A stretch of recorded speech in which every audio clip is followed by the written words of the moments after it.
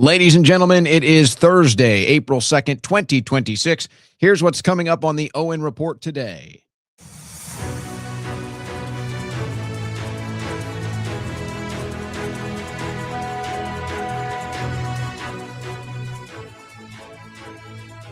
Well, the big news, Pam Bondi is fired. You're fired. Now, this is being widely celebrated pretty much by everybody on the left and the right. I'm going to tell you what it's really all about today, and then what maybe is going to happen next as far as the replacement is concerned, and as far as who might be next on the chopping block, because I don't think it ends here. So Pam Bondi being fired, the big story today. But the truth is, it shouldn't be the big story today. What should be the big story today was Trump's speech last night, which, for all intents and purposes, was meaningless and worthless unless you understand the reason why he did it. But the only results are higher gas prices and the stock market down. Those are the only real results. And that would be the big story today until Trump fired Pam Bondi. And these two things might actually be connected. Trump didn't want the high oil prices in the headlines. Trump didn't want the stock market sell-off in the headlines. So he fired Pam Bondi. And now that's got all the headlines. But we will look at both of these things, including the stock market today, including the oil prices up today. Hasn't been this high since Obama. Now, Trump came out, he said this the other day. It didn't get much attention, and I think that's because Trump is doing 6-7 hours of speaking a day. So, he just overwhelms the system. But we played it on the show. He said, yeah, we can't afford domestic issues. We can't afford to help Americans. We got to do a war. And so now he's reintroducing the new defense budget. This is something that he's been talking about for a while. This is something he's already done multiple times. Now he's just looking at astronomical numbers. And so Trump is trying to do this as the average American is suffering. And I know I've played a lot of these videos before, so I'm not going to do it today. I'm not going to just play a bunch of these videos. I've got a couple of them. But you've seen it. Americans that are struggling, all different walks of life. And for whatever reason, they decide they're going to pick up their cell phone. They're going to shoot a selfie video. And they kind of break down a little bit, get emotional, and they talk about how hard it is to get by. And then there's some other stories, some other headlines about this kind of struggle happening financially for Americans. And then here's Trump saying, hey, shut up. We got to do this war. And then every time they turn around, it's more war, more budgets for war. So Trump is asking for this astronomical number. Meanwhile, the average Americans, which are probably more paying attention now than they were 10, 20, 30 years ago, still for the most part not paying attention, but they see this and they're just like, I don't understand. How is it that me and all my friends are struggling to get by, but you got a $1.5 trillion budget now for wars in the Middle East that I don't even know what we're doing there. And we've been there my entire life. What is going on? So we're going to break down this phenomenon and why it's just everything is going the wrong direction. And we have some polls on this today. And you can see how it all correlates to the Middle East, no matter who it is, by the way. This happened to Biden. This happened to Obama. And in fact, I think last night's speech from Trump was very Obama-esque to its purpose and its delivery. But we'll get into that. And then we do have some geopolitical news. We do have some other headlines. But we're going to be breaking down the big stories. Trump's speech last night and Bondi out. This news update was brought to you by OwenSchroyer.store, the official site for Owen Report merchandise. Well, you're probably thinking about emergencies. In fact, today in Texas, so far we've had three, I believe it was three. So if you hear my phone go off in the middle of this broadcast, that's because Texas is doing a test right now on its emergency response system. So I've had three of these. You know, you've heard the siren before on your phone. You've probably seen it before. This emergency response system. So we keep getting these texts that it's just a test. Of course, for now, it's just a test. But what happens when it's not a test? Are you prepared for an emergency? Do you have emergency food supplies? And if you don't, and you're thinking about these things, you need to go to preparewithowen.com. And we have partnered with the #1 emergency food supply company in America, My Patriot Supply. So if you're thinking more now about an emergency than ever before, or you're thinking more now about emergency preparedness than ever before, probably a good thought to have. And the action to take is preparewithowen.com. Right now, a 3-month emergency food kit plus a free mega protein kit. You can scan that barcode right there on the screen or go to preparewithowen.com. But that is the offer that we have for this listening audience. When you get a 3-month emergency food supply, they'll include a free mega protein upgrade, an incredible $200 bonus you don't want to miss. So it's simple. Protect yourself, protect your family. Make sure your house has food to eat in an emergency. Preparewithowen.com or scan that barcode on the screen. That will take you to the website, and you can get emergency food from the best emergency food company in America, My Patriot Supply.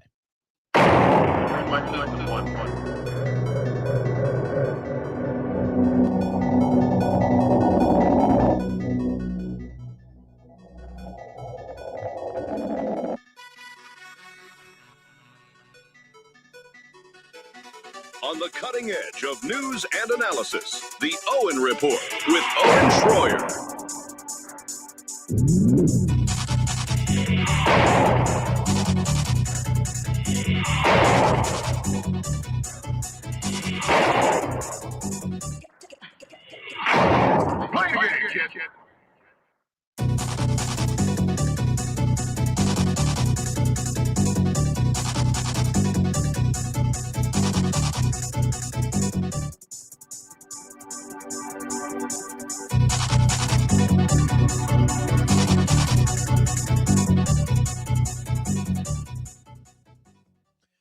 Guys, I want to start off here quickly with some good news, and hopefully this can develop into some other good news. I've been actually communicating with some people that are in touch with Tina Peters, trying to get in touch, trying to get a message out, which, as I know, can be difficult from prison. A big ruling happened in Colorado today. Tina Peters' sentence must be reevaluated after Colorado appeals court ruling.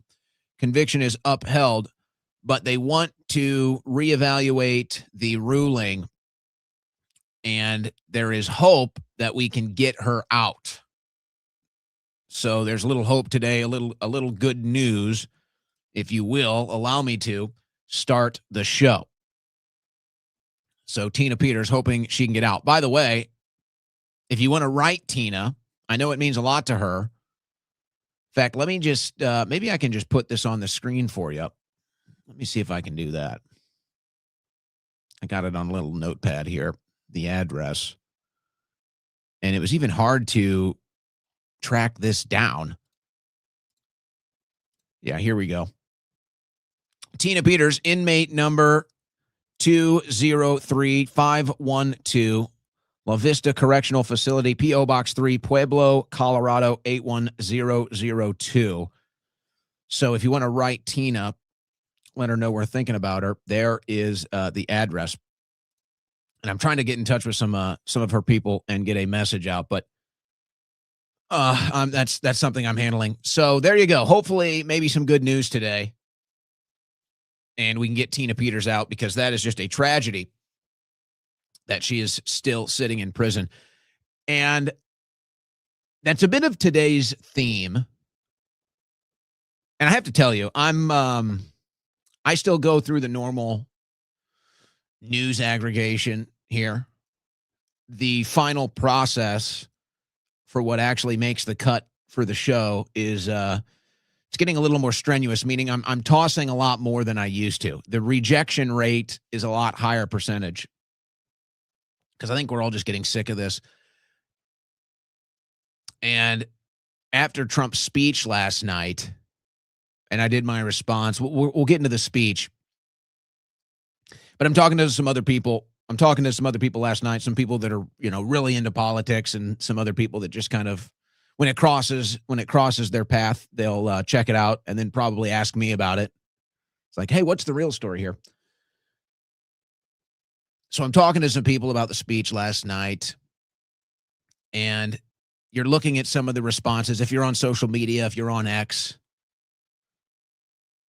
and I've just kind of entered this realm, and I don't really know. It's a weird place to be. I have to tell you, it's a weird place to be. I don't think I'm alone in this, by the way. I think a lot of people can relate to what I'm about to say here, but I've kind of reached this space in the political world, and in the process of monitoring the situation, the process of preparing for a 3-hour talk show a day, I've kind of hit this point where it's hard to take anything in the political world seriously. It's really just, it's all becoming so clownish. It's all becoming so lowbrow. It's all becoming so low IQ. And now that, and there's more evidence of this today, I already declared that this has happened, but now that we're just completely separated, this former MAGA coalition and Trump from his base and all the other little breakaway political units that we have here, now that split is permanent, and we're not even tethered to one another anymore. So it's like, you're kind of like looking through, you're like, okay, what's going on over here? And oh yeah, okay. And it's like, it's all clown world. So it's hard to take anything seriously anymore. It's all total clown world. And like, a couple people reach out to me today, and I guess people look at the firing of Pam Bondi and they think that this is some sort of a big statement, like some big development in the current status of the administration. It's really not. It was just a move from Trump to distract you from that disastrous speech last night, and then the stock market and the oil market today. Bondi was probably always going to be fired. It was just a matter of when. There's no victories for anybody in this Bondi firing. But it's kind of this idea, and maybe people are even like kind of using Alex Jones as this like plow now. But this idea of MAGA being dead or Trump betraying us, it's now reached such a threshold that it's really kind of undeniable. And I guess Alex has been more vocal against Trump the last couple of shows. So now everybody's sharing that, saying, oh my gosh, look, he's even lost Alex. And so they kind of look at the Bondi firing as it's like, oh, okay, maybe we're gaining some ground. No, I think this is just all Trump TV. This is all reality TV. I don't think anything matters anymore. I think these decisions have already been made. You're going into the AI government surveillance system. That's happening. Whether you have a country, whether you get a flag to fly or not, I guess is the only question, or what flag. You're getting a war. The war's never going to stop. If they get a victory in Iran, they're going to move on to Turkey. If they get a victory in Turkey, they're going to move on to Saudi Arabia. It's the never-ending war. It's done. The deal's done. It's over. No matter who you get. And now that the separation is permanent with all of these different factions from MAGA, there's no connection anymore. There seems to be nothing in common anymore. It's like I'm watching this Trump speech, and then I'm watching the response. It's like, this isn't even serious anymore. There's no, the political movement isn't even serious anymore. Nobody's even sure what they're attached to, what they identify as. Meanwhile, DC is operating like a well-oiled machine. Oh, you can't get airplane security, let alone a pothole fixed. But have no fear. They got as much money for this war as they need forever, no matter what. So it's all this clown show. And I think DC now, it's all the polar opposite of what we expected. I think DC now is more separated from the common man than I've ever seen it in my life. I mean, the way Trump behaves, forget about the people that surround him. This is the ass kissing brigade now. This is the butt kissing brigade that surrounds Trump. That's all this is. It's the gatekeeping team and the ass-kissing brigade. That's all that surrounds Trump. He has no connection to us anymore. Who knows what's going through his head? So the gatekeepers, their agenda is to keep Trump in the dark, keep Trump confused and disoriented of why he's losing support and why he's less popular than ever. Keep him in the dark about what's really going on. And then you've got the ass kissers that are, cheerleaders, ball washers. They just want to be along for the ride. They just like the access. They just like sharing on social media. Look, I'm in the White House. Look, I'm in the Oval Office. Look, I'm at Mar-a-Lago. Look, I'm with Trump. Look, I got this. So they're just going along for the ride. They just want to be part of this circus, part of this TV show. And to the true believers, we had such this false hope. It was like, oh my gosh, the supermodel, the head cheerleader, the hottest girl in school. And it's like, oh my gosh, we're going upstairs. It's like, oh my gosh, we're going upstairs. We're going to the bedroom. It's like, it's on. It's like, all right. And you get up there. She lays on the bed and she pulls back the curtains and she's like, I'm going to need you to sign this contract. If you want to sleep with me, you're going to have to sign away your rights over to an AI government and do a little sacrifice here of blood and treasure for a war in the Middle East. Then we can hang out. Then we can be good. I'm like, what? Do what now? It's like, we were just downstairs. We were talking about, we were going to have a good time. It's like, no, actually, this was really just all about a AI government and a war in the Middle East. That's what the whole charade was about. The dress is nice, though, right? I mean, look at these. I mean, woo, look at that, huh? So, yeah, we got you. I mean, we tricked you bad. But anyway, sign the contract right here. Yeah, go ahead and sign that contract. So the whole thing is just a clown show now. It's hard to take anything serious. So it's like, it'd be nice. Can we just get Tina Peters out of jail?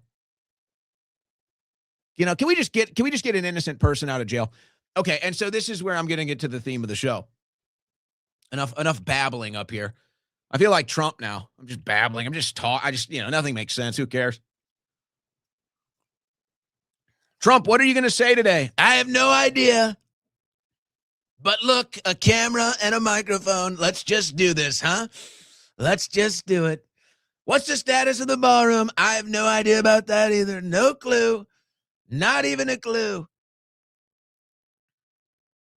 So this is the theme of the show, though. Here's Tina Peters. And I have a unique perspective on this, by the way. I think my perspective on this carries a little added weight because I've been a political prisoner. So you got Tina Peters rotting away in jail. Just total miscarriage of justice. Just a crime against her. We have a stolen election. Tina Peters stands up and says, I want to figure out what's going on. I want to look behind the curtain. And it's her job, by the way. No, she's in jail. She's in jail. So in my view, that's an innocent person in jail for political reasons. That's an American patriot. That's a gold star mother in jail, a beautiful soul, an American patriot in jail for political reasons. That's happening in our country. That's not supposed to happen once. We're supposed to be better than that. Isn't that what we're going to war to fight? Like, isn't that the whole thing about all these wars we fight? You know, we're fighting the bad guys. They take political prisoners. They're not like us, the Western liberal way. And we got our own political prisoners. Then there's James O'Keefe. We shared his story yesterday, the lawfare against him. And now one of his past employees, David Daleiden, he's been in court fighting this for 11 years. He was the one that exposed Planned Parenthood selling aborted baby parts. He exposes that. He's the one that ends up in court. He exposes that. He's the one facing a judge for exposing Planned Parenthood selling baby parts. This is the miscarriage of justice. James O'Keefe with an update today. It took 11 years defending himself over one story. This is what they do to people who hold them accountable. Nobody is held accountable because the people who have the power to do so are afraid of the retaliation. But David is different. His love of truth was greater than his regard for himself. And now, final charge against David Daleiden for exposing Planned Parenthood baby part sales has been dismissed. So congratulations to David. But to the point, and I'm going to now get into today's headlines, get into today's developments to explain this. This is the major disconnect. This is what's not being addressed. And if there is some sort of political, philosophical bottom line to why there's been this split in let's say, MAGA, it really is simple as this. You have a large portion of Americans, and I think the younger generations have less tolerance for this than the older generations. I think we can see this playing out politically. But you have people that are watching the biggest criminals in the world, the biggest criminals in the country walk free with zero repercussions ever. Meanwhile, we're watching the little guys, we're watching the heroes, we're watching the whistleblowers, we're watching the patriots continue to suffer, continue to deal with lawfare and swattings and imprisonment. And it seems like that's the big break. There are patriots that supported Donald Trump, that took action and suffered. And then there's the whatever's left of MAGA, who 99.9% of never took any real action, never suffered, didn't have any real skin in the game. They're just cheerleaders, and they just like whatever rains down on them after they do a leg kick. And we're sitting here saying, hey, nothing is being done, that the bad guys run the country and the good guys go to jail. This is like what it's all about. We know where all the corruption is. So are we going to do anything about it or not? And then there's the faction of MAGA over here that's like, yeah, let's do something about it. It's like, well, what are the costs? I don't know, but maybe whatever the cost, let's do something about it. And then there's the group over here now that's still MAGA. Whatever Trump says, that's what they do. So he might say, hey, we got to go to this war, whatever the cost. And they say, that's right, war, whatever the cost. So this is the big disconnect. Americans are not, their life is not getting any better. Their hope is dwindling that it's going to get any better. And because Trump ends up being this gigantic head fake, because Trump ends up being this big play action, it's like, hey, we thought it was going this way, it's actually going over here. It's even a bigger morale D-booster. So this is where it's only going to continue to get worse. And now the polls are showing it, multiple polls. Let's start going to some of these. And it is Biden-esque. Miranda Devine pointing this out. She shares Joe Biden's job approval and how right after the Afghanistan issue, everything flipped. So you can see that on this graph right here. The intersection is the Biden-Afghanistan disaster, and that's when everything went south for him. And now a similar thing is happening with Trump. So I think it goes to show, and I've been saying this, I don't hear anybody else talk about this, the most negative polling issue right now across all political aisles is the Middle East. It doesn't matter if you vote Democrat. It doesn't matter if you vote Republican. It doesn't matter if you're young. It doesn't matter if you're old.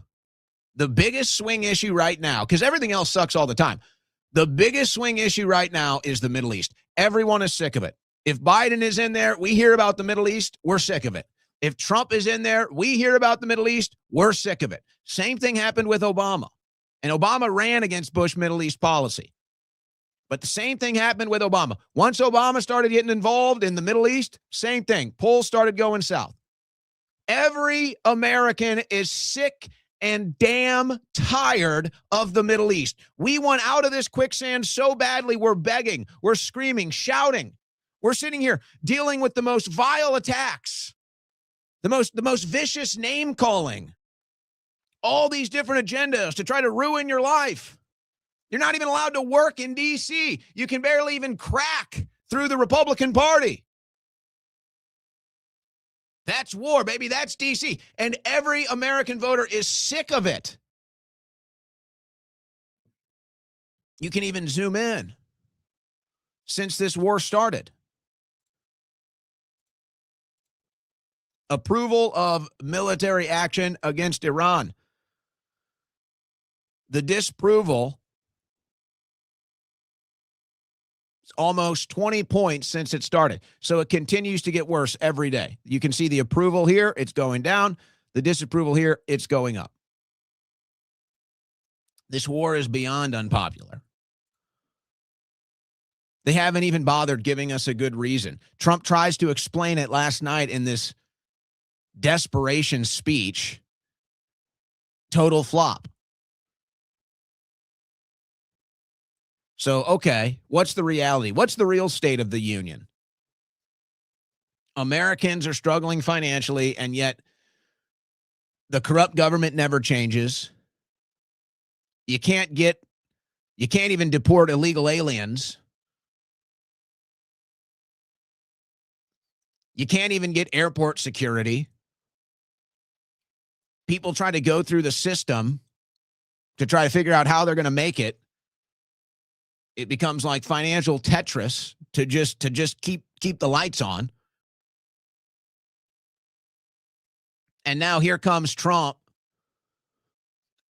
and he's ready to spend another billion, 10 billion, 50 billion, 200 billion on another war on the other side of the planet, just like Biden did. And then he comes to Congress and he says, by the way, and this is after he increased the defense budget. And he says, by the way, I'm going to need more money. I'm going to need $1.5 trillion for national defense. Now, this was the Heritage Foundation last week. President Trump's potential $1.5 trillion defense budget. So he already put it to $1 trillion. Now he's looking for $1.5 trillion.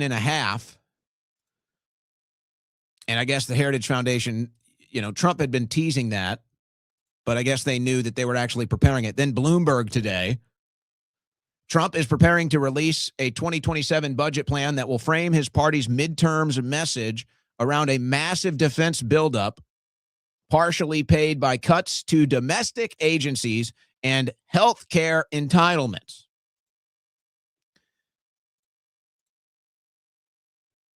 And this is, who's telling him this is a winning midterm strategy, by the way? Trump budget to focus midterms messaging on defense boost? Who's telling him this? Show me anywhere where this is polling high. You have like a fraction of the Republicans, which are crudely and accurately called neocons. Who else supports this? Who's telling Trump, hey, tell the American people that are struggling to make ends meet that you need more money for war. Tell them you need $1.5 trillion and you're going to be cutting health care, which nobody can afford. Telling them you're going to be cutting all of these entitlement programs. Tell them you're going to be cutting domestic programs so that we can get more war. That'll help you in the midterms. That'll help us save the House. That'll help us win in the Senate. Who's telling him this? And if it's his idea and there's not a single person in the room that has the ounce of integrity or the ounce of a testicular fortitude to stand up and say, Mr. President, as your advisor, I have to warn you how unpopular this will be. Can no one say it? Does anybody have a clue what's going on? Maybe it's his idea. He's the one that said it from the Oval Office, by the way. This was from his speech yesterday or the day before, or who knows? I don't know. One of his 10 billion speeches a day about nothing.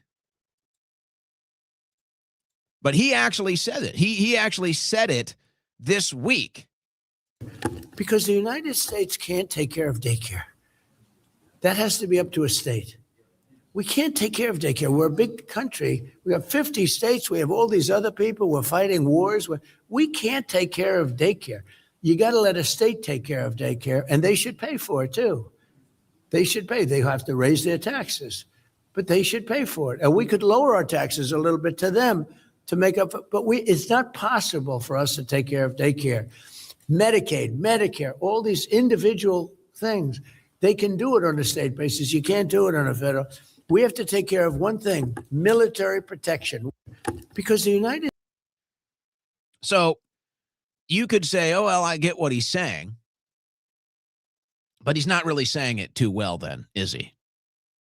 No, he's telling you the federal government is not here to help you. It's here as the agent. Federal government is simply an agent of the United States military, which is basically just a mercenary battalion for hire, is what Trump is saying. And we need all of the money we can get to keep our military the best mercenary for hire on the planet. What a nightmare. And this is what young conservatives are just saying as a pragmatic approach to this issue. And they'll be accused of being liberals. They'll be accused of being progressives and communists and socialists and leftists. You'll hear all the accusations. But it's simply a pragmatic approach. And young conservatives or young right-wingers or young independents, they're just going to say, okay, well, as an option, would I rather fund more war on the other side of the planet? Or would I rather fund education and medical care in America? What would you rather do? What would you rather do for $1.5 trillion? Take care of Americans or send them overseas to fight some other war for foreign and special interests? And unfortunately, that option is not even on the table, is what Trump is telling you. You don't even get the option. You're not even going to get the option. We're just going to do it. You're just going to war. But you can't get anything taken care of. So it's the ultimate slap in the face. Somebody tells him this is a good midterm strategy. And then you have on top of it, the government can go $40 trillion in debt and just write the biggest check that they've ever written in their history as the average American continues to struggle. And you know what? I could play these videos. Maybe I won't even play them. I don't think I need to play them, do I? I think everybody knows. But I've got these videos. I'll just put them on the screen. People complaining about how they can't make it, you know. how hard it is to make ends meet, how expensive it is, how rigged the system is. I mean, I can play these videos all day. I don't think I need to play them. Right now, I'm paying $2,600 a month for my rent, and I mean, I think everybody knows what's going on, right? I don't need to play these videos. For the sake of time, I'm not, because I'd rather do other things today. I think everybody knows what's going on. I could play these videos for days.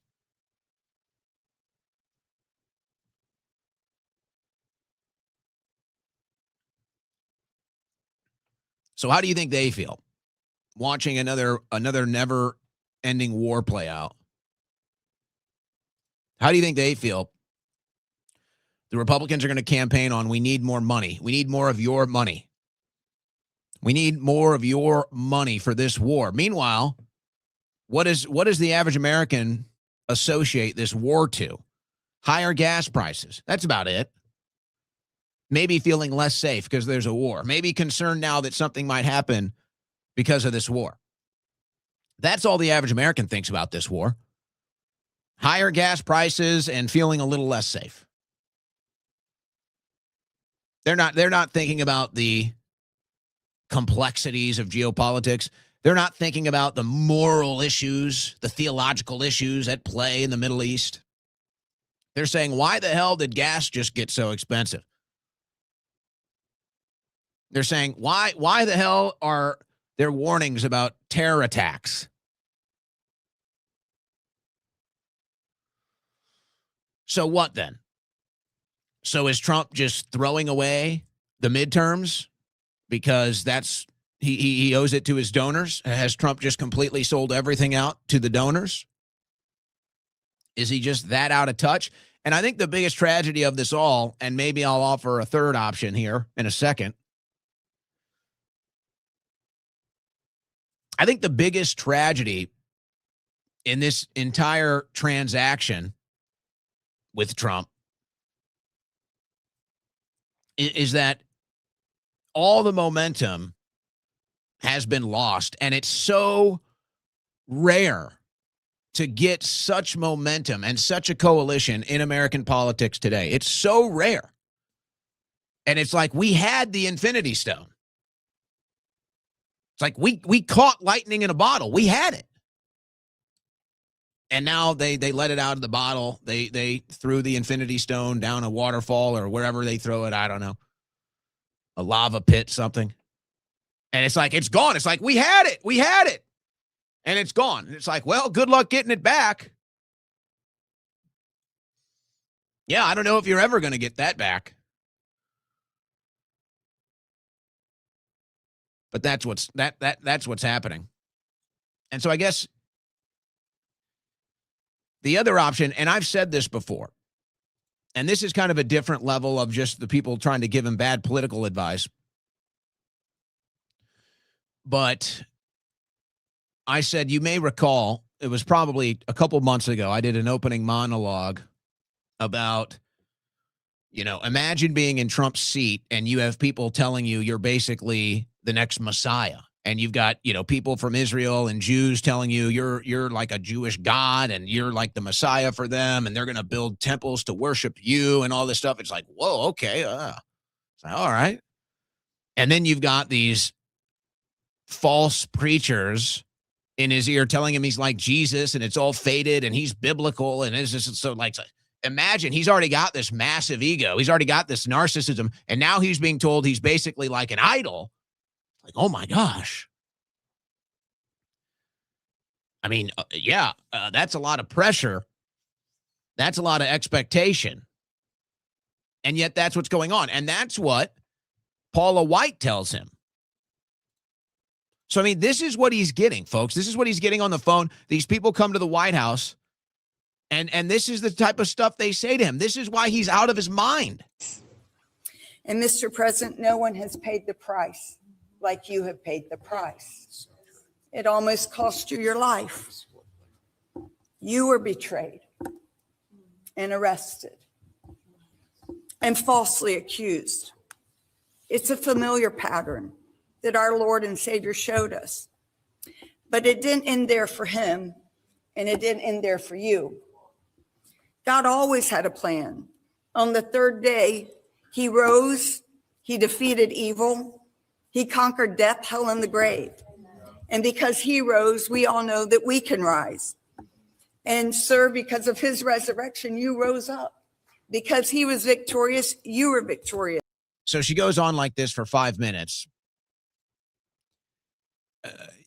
I mean, again, you can imagine this is what Trump is getting all the time from these people. And I think it's all a game to them. I don't know how many people think Paula White is, how would you describe Paula White? That's a weird deal, isn't it? That's a pretty oddball there. It was so bad. It was so egregious. And she's not the only one doing this to Trump, by the way.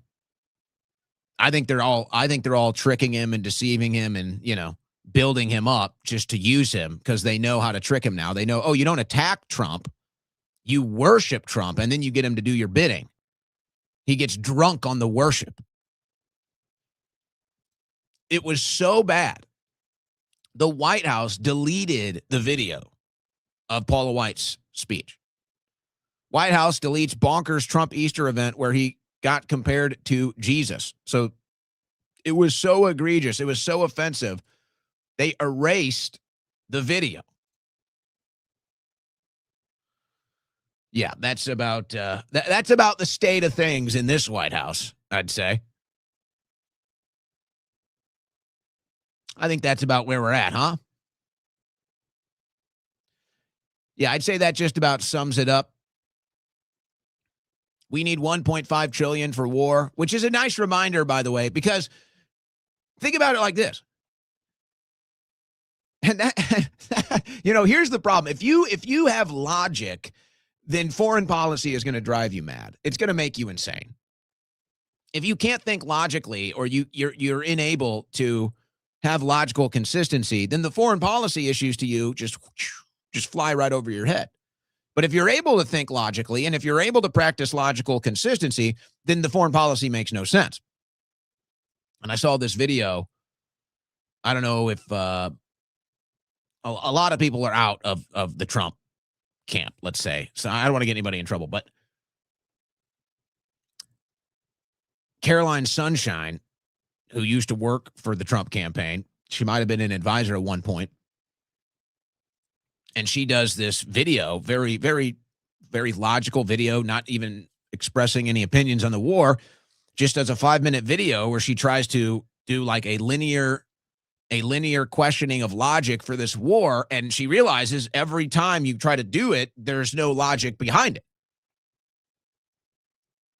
But think about it like this. Trump says we're the safest our country's ever been. That's what he's saying. He's saying that this war makes our country safer than it's ever been. And he says that we've eliminated the threats because of this war. And then he says, oh, but actually, even though I just told you it's the safest we've ever been, even though I just told you that we eliminated the biggest threats to our country, I actually need $1.5 trillion for defense. Safest country we've ever had, but I need to expand the defense budget almost double. Safest we've ever been, though. We've eliminated all the threats to our country. Safest we've ever been. No threats at all. I've eliminated it. I've stopped all the wars. I'm basically, she just called me Jesus. So, But safest we've ever been. I ended every war ever. So we are all good. By the way, though, I need to expand the national defense budget. I need to double it. Can we do that? I know we're safe. We are safest we've ever been. I just need double the defense budget because we're so safe. No, Trump made us less safe. I mean, it's all like this damn spiral. But let's just be honest about it. These are correlated foreign policy issues that all have the same results. Why does Israel need an Iron Dome? Because they piss everyone off and everybody wants to bomb them all the time. Now that's America. Now Trump has turned America into Israel. And now Trump has turned American political debate into Middle East political debate. They're all here now. The Middle East is here now. So inevitably, we will become the Middle East. And now we need a larger defense budget. So that's what we get. We injected ourselves into the Middle East. We injected the Middle East into ourselves. And so naturally we become the Middle East. And then once you become the Middle East, now you need a golden dome. Now you need to double your defense budget because, you know, these things happen in the Middle East. It's the craziest thing. These things just happen, you know, this war. So now that's where we are at. Couldn't even keep that from happening. So we're safer than ever. So we need to double our national defense budget. Thank you. Thank you. I'll be here all night. So Pam Bondi gets fired today. This was inevitable. Trump fires Pam Bondi as Attorney General. Currently, Deputy Attorney General Todd Blanche is serving in the interim. People aren't such a big fan of his either. I'm not sure if this is an upgrade or a downgrade or a neutral, but that's the situation as it is. Bondi fired. Lee Zeldin is currently the leader in the clubhouse. Who is Lee Zeldin? Possibly Trump's next attorney general. I'm guessing right now, I don't see Trump on TV. I'm guessing right now Trump is on the phones. And let me just, before we get to who might come next, will it be Lee Zeldin or somebody else? I think Trump is on the phone figuring something out right now. But what is up with Pam Bondi being fired today? I think this Pam Bondi firing today is a 100% distraction from that disastrous speech last night. Just disastrous speech, and the results today, the stock market tanking and gas prices going up. That's what I think. I think the firing of Bondi was inevitable, and I think Trump was just kind of holding that card in his deck until he needed a distraction, and he needed it bad today. He needed it bad. Speech did not go well, didn't go over well, and then the results were nothing good. Now, I'll get more to the speech in a second as far as what it was about and then what actually happened. But the firing of Bondi was inevitable, and Trump just waited for the right time to do it as to distract from a bad news day, a bad headline day for himself. So that's why Bondi was out today. And then apparently she's groveling in the White House for the job. I don't know. Whatever. And of course it's, Pam Bondi is so great. I've been telling you for months how great she is. You guys have been complaining. I said, don't worry about Pam. She's fantastic. Just look at her. I mean, she's looked better, but she still looks good, huh? Not bad. Thank you, Pam. But you're fired. So I think, let me get a little conspiratorial for you today. I think Zeldin is the obvious favorite here. But I think Trump sees a couple pieces on the chessboard right now. And he's seeing if there's another play. Trump is seeing if there's another play right now. But I think Zeldin is ultimately the choice. But he might just be kind of looking at the board, making a couple phone calls, see if there's maybe some other moves he can make. So I would anticipate Zeldin, but don't be surprised if there's a wild card here. Like, here's an example. This is the type of gamesmanship I'm talking about from Trump. You got this Senate race in Texas, and you've got John Cornyn, who holds a very important Senate vote for Trump, a very important vote. Every vote is important right now. So Cornyn holds a very important vote in the Senate. Paxton is running against Cornyn, and I think Paxton wins in that runoff. I think Cornyn knows it as well. I think because Paxton and Clark had more votes than Cornyn, I believe most of Clark's votes will go to Paxton, and that will put him over Cornyn in the runoff.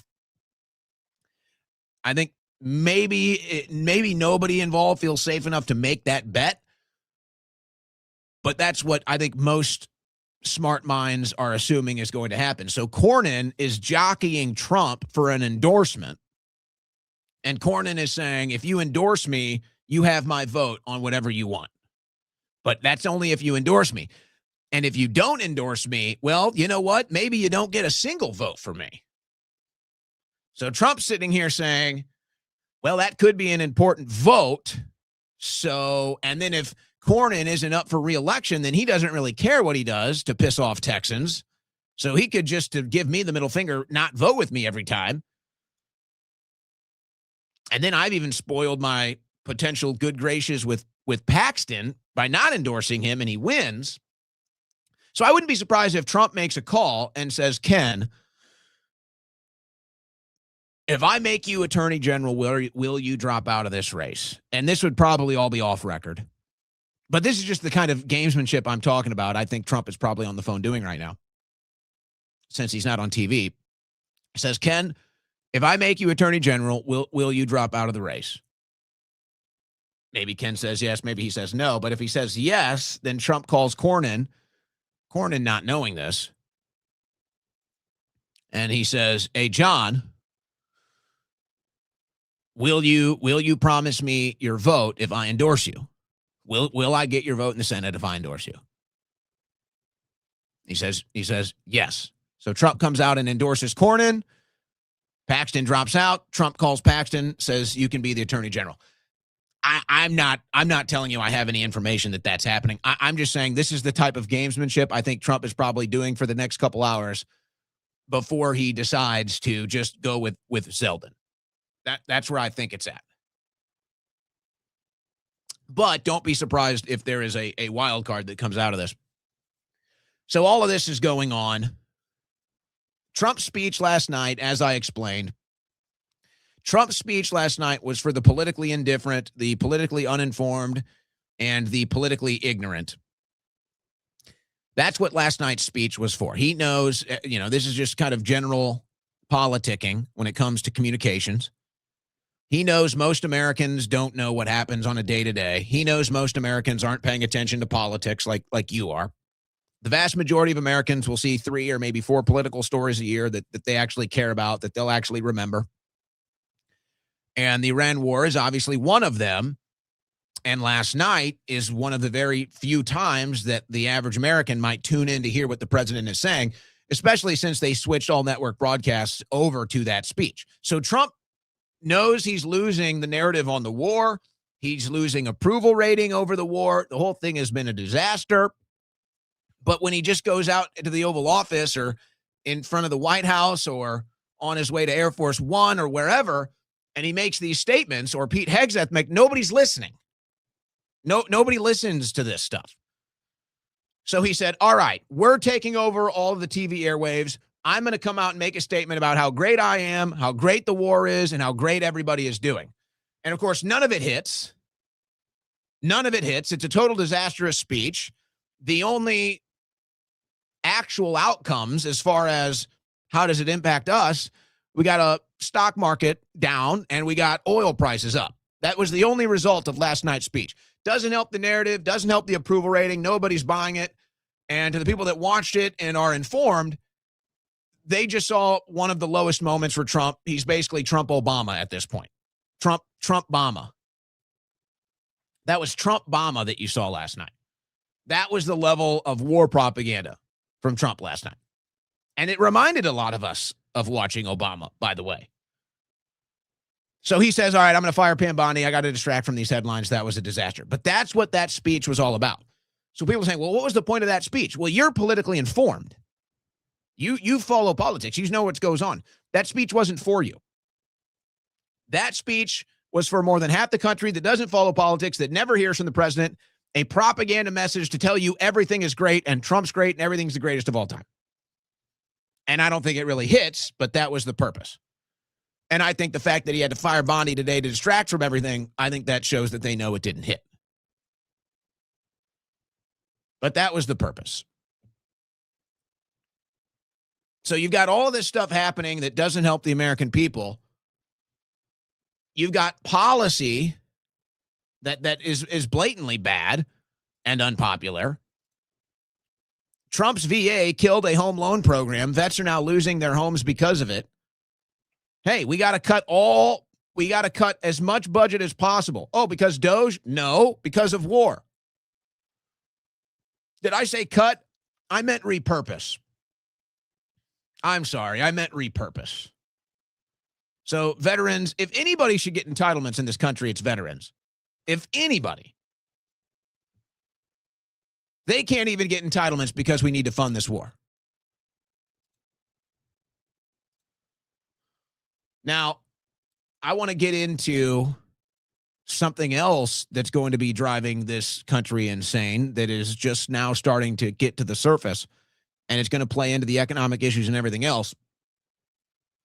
And that's where this administration is taking us when it comes to energy consumption, water consumption, and when it comes to this new AI surveillance state government that is being rolled out.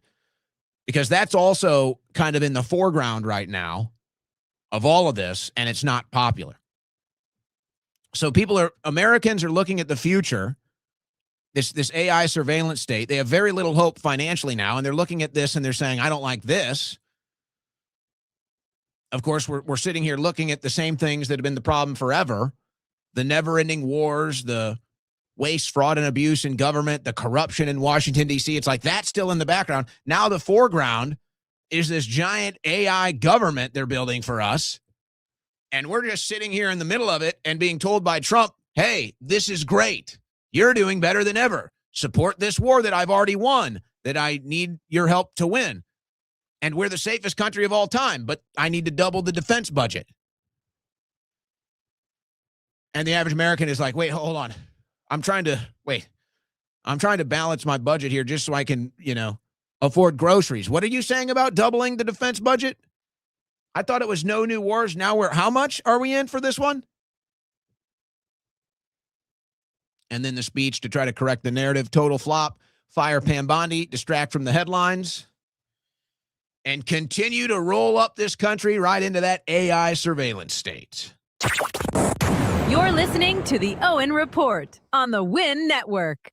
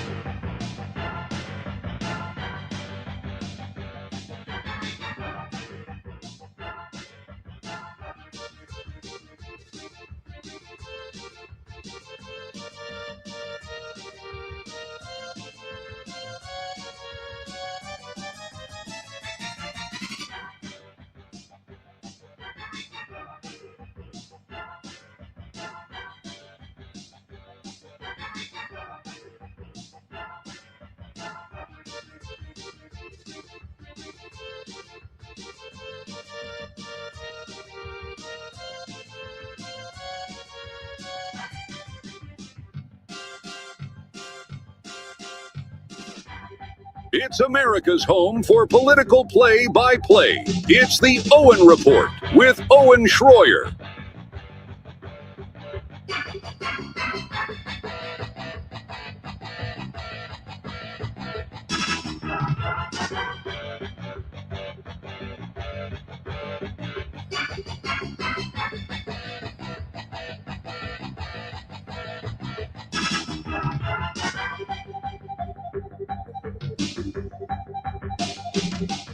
All right. Do you have these data centers coming to your neighborhood, your state? This this lady recorded a video. This was in Florida. I do want you to watch this whole video because she wants to make sure you understand the scale and size of this Meta AI data center. So just kind of bear with her here as she drives through the farmlands and then hits the site. And this thing goes on for miles. It goes on for miles. And I think the juxtaposition.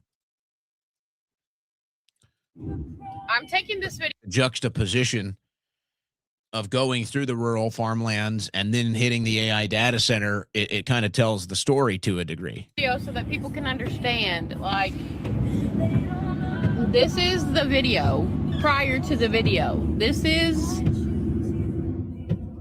the farmland that you're driving through until you come to the AI data center. Like, it is nothing but just super rural homes, beautiful homes. Like, we're rural, very rural. And then, like, just to give you an idea, so, like, that's literally just so rural. And then here we go. We're about to pull up on it. You can start to see the lights from back here.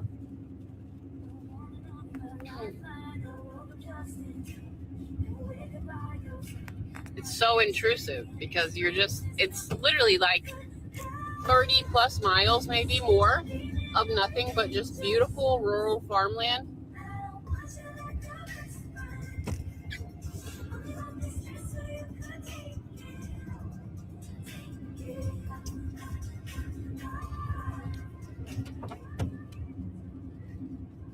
Yeah, I see many of you in the comments. If you're going to shoot a video in your car like this, you typically do want to turn the radio off or at least down. Just a little note of advice. All right, she gets to the data center now. It's raining, so forgive the lights.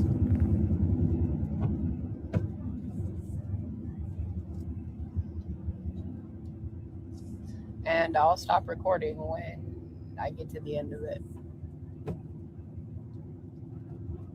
Like, the first time I drove this. By the way, it's over 2 minutes. She's driving for over 2 minutes. It genuinely. Before she gets to the end of the site. Genuinely made me so emotional because I haven't been this way. I haven't left town in like a year, like gone this way in like a year. And I knew they were starting this, but I didn't know it was this impactful. Look at all the semi trucks, all the cement trucks you'll drive by. I didn't realize how impactful it was until I made the drive again. And then I was just so floored and flabbergasted. Again, this is rural, like super rural. Ain't nothing for miles, Indiana. Way out here in BFE. And it just keeps going and going and going. And then when I recorded the other video, I cut it short by accident because there's this little, like, I don't know, parking lot thing here where they park their cars or whatever. I don't know much about construction, sorry. But then it pauses for like a really short, brief thing. And then here we go over here again. So it goes on. She goes on for miles. This data center goes on for miles. And I've got some other headlines about this. But you have to ask yourself, what is this for? You can still access the internet just fine right now. How many of you even use cloud storage? I don't like cloud storage. We all get the notifications on our computer about the cloud storage. So what is this even for? You can browse the internet just fine. You can use your favorite social media apps, everything else just fine. What is this for? They're building the supercomputer AI government, folks. Let's not get lost in the sauce of this. Let's cut right to the chase here. They are building the AI surveillance state. That is what they are building. That's what this whole thing is about. You are going into an AI government surveillance state. And Trump's already cut all the deals for the business side of things. He's cut his family into these deals. So they're going to make a lot of money. More than the Bidens ever made off politics, by the way. And you could even argue it's worse than what the Bidens were doing. But I suppose that's a debate. That's what we're doing. We are building our AI surveillance state government. And I'm not going to pretend like I'm the tech genius on this, but I can tell you the gist of what this is about. It's pretty obvious. And it's not even at this point. Another reason why Larry Ellison is trying to get so close to Trump is he wants to be the king data center. So you have this other race happening, whether it's Meta, whether it's Oracle, whether it's these different AIs, OpenAI, all this other stuff. They're trying to compete to get all of the data center contracts. That $1.5 million defense budget that Trump is asking for, yeah, they look at that as money on the table. They look at that as government contracts on the table. Who's going to get them? So they're all racing to build the data centers, the AI, the quantum computing. They're all racing to build it because they know there's billions of dollars available if they can get it and get a government contract. So you have this race now, and they already have all the money in the world. Money is not an issue. They can build data centers forever. The only issue they'll run into is, can they get the raw materials to build them? That's the only issue. Money's not the issue here. So they're all racing to build these data centers. They're all racing to get the AI surveillance state government contracts. Meanwhile, this is driving the cost of energy up. This is driving the cost of other resources up. And then whenever these things go online, they're going to consume about as much energy as a major metropolitan city and about as much water. And is anybody even trying? Is anybody even looking at the brakes? Is anybody even thinking about maybe we should slow this down? Is anybody even in Trump's ear saying, maybe let's take a second? And maybe Elon Musk was, and they said, get the hell out of here. Now, we showed you the story from Denver with their water bills going up, their water consumption going up. That's Denver has all the data centers, so it's all the data centers. Same thing is happening in Nevada now. In southern Nevada, 10 facilities used 352 million gallons of water last year with evaporative cooling, according to the Las Vegas Valley Water District. That's roughly enough water for 2,000 households for one full year. And that's small in comparison to the ones that they're building now. The data center tsunami has flooded Nevada. Are lawmakers too late to regulate? The AI data center rush has already reached the nation's driest state in a major way, but lawmakers are just now catching up on considering statewide regulations. Nevada's interim committees on natural. It goes on. It cuts me off at a paywall there. So some states are getting ahead of this.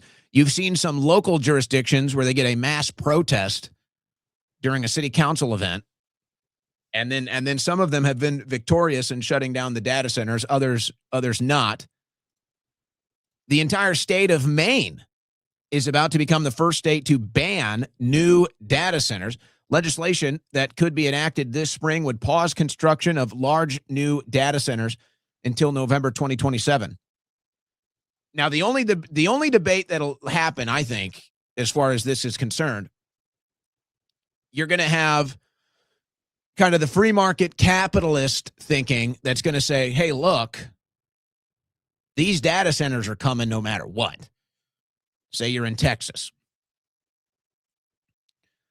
And you have a debate here saying, well, what about the cost on us as far as energy consumption, water consumption? We're measuring these things. And then generally speaking, what do we even think about having an AI surveillance state government? Well, I don't know. But then the thought will be someone's going to do it. Somebody is going to get these data centers. It's going to be a massive business opportunity. It's going to be billions of dollars in commerce. So it might as well be us. We might as well be the ones that are going to do these data centers because somebody's going to do it. Well, Maine has said it's not going to be us. And I've said this so many times, and I think it remains true. This is bigger than the Iran war. And this is why they want to tell you Iran has a nuclear weapon aimed at your head. Because the whole Iran war is a distraction. The whole Iran issue is really a non-issue. And you can talk about Iran's government being bad or whatever you want, the mullahs, fine. But the whole issue of what's facing us, the American people, what's in our future that we need to be thinking about, this is way bigger than some Iran war. If we get to a point where there is a full-on AI government, or God forbid, some Terminator-level robotic government takes over, do you think you're going to be sitting back saying, man, if only we would have dropped more bombs on Iran? Man, if only we would have dealt with the Ayatollah sooner. If only we would have dealt with the IRGC sooner. If only we would have taken Karg Island. If only we would have taken more action in the Strait of Hormuz. If only. No, nobody's going to be talking about that. Nobody's going to be thinking about that.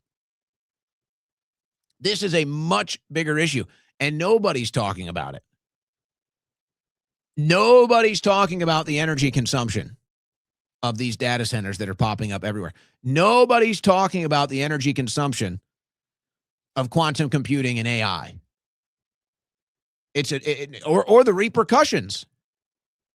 No, we're sitting here talking about another sand war. We're sitting here playing in the sandbox like it's the year 2000. It's the year 2026. Get out of the sandbox. It's the year 2026. There is a shadow encroaching. And it's not a small shadow. It's a very big shadow, but the sun is just rising against it. The shadow is getting longer. That shadow is the AI surveillance state government. This is a way bigger issue than some concern of leadership in the Middle East. But you're not having the big debates. Now, I will say, it's unbelievable that Bernie Sanders, and say what you want about Bernie Sanders as far as his politics and him selling out his voters in 2016, but Bernie Sanders and AOC seem to have the best grip on the things that matter to the American people. And I know you're hearing this and you're saying, well, what are you talking about? They're communists. Well, yes, the direction of their message may not hit you and some of the, political stuff as far as they lean left. Obviously, that's not what I'm talking about. But AOC is running. She has now become, it's a challenge on the left now. It's a challenge for the Democrats. Who's going to become the most anti-Israel? So AOC is now really posturing herself as anti-Israel. Now, of course, she votes for the bombs. So she's going to try to have her cake and eat it too. She can probably get away with it. And then it's Bernie Sanders. So Bernie Sanders and AOC are sitting here looking at the midterms. Maybe they're looking at 2028. And they're saying, what is our messaging? And they're saying, we're going to tackle the unpopular foreign policy. We're going to say Israel, and we're going to go out here and we're going to tackle the AI issue where nobody else is doing it. So you can listen to this. Most of my audience is probably still, I don't know, maybe on the right. These things have no meaning anymore. Left, right, conservative, liberal, it almost has no meaning anymore. So it's just, do you live in reality or not? How is it that AOC and Bernie Sanders understand the modern issues and understand how to address these issues to the American people more than anyone else on the Republican side? How is this? How are we living this? So you're going to see AOC and Bernie Sanders tackle the AI issue, tackle the foreign policy issue. And sure, you might never vote for a Democrat.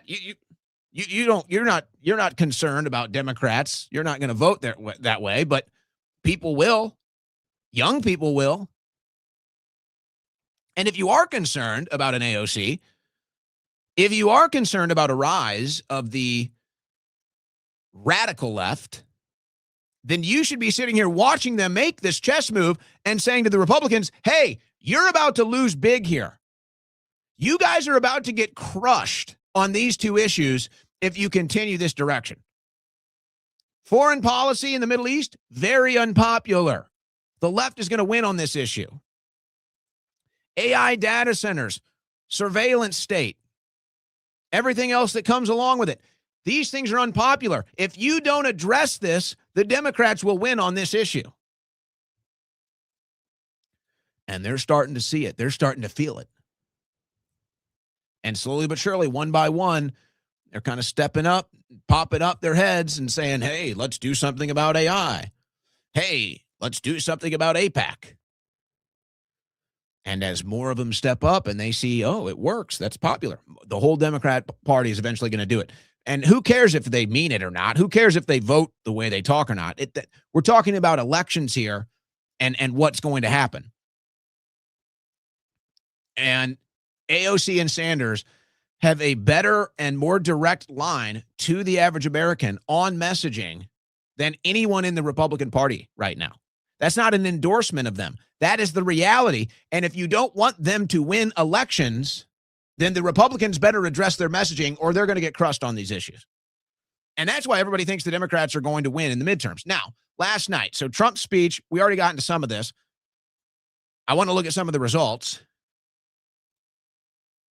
And last night, after Trump's speech, I posted this. I said, it's likely the only results from that speech are higher oil prices and stock market down. So that was the prediction last night. Let's see how we did today, guys. Let's see. Oh, U.S. stock market loses over $777 billion at opening. That was easy. What about the oil? Oil prices surged 56% on U.S.-Iran tensions. Will Brent crude oil hit 140 or crash below 100 amid global market volatility? Here's the current oil and gas price analysis. It goes on here. And it did get to 140 a barrel. I don't know if it's still there right now. Highest it's been since 2008. I wonder where it is now. That was probably about 2 hours ago when I put that into my news stack. Brent oil price exceeds 140 a barrel for the first time since 2008. That's the latest headline.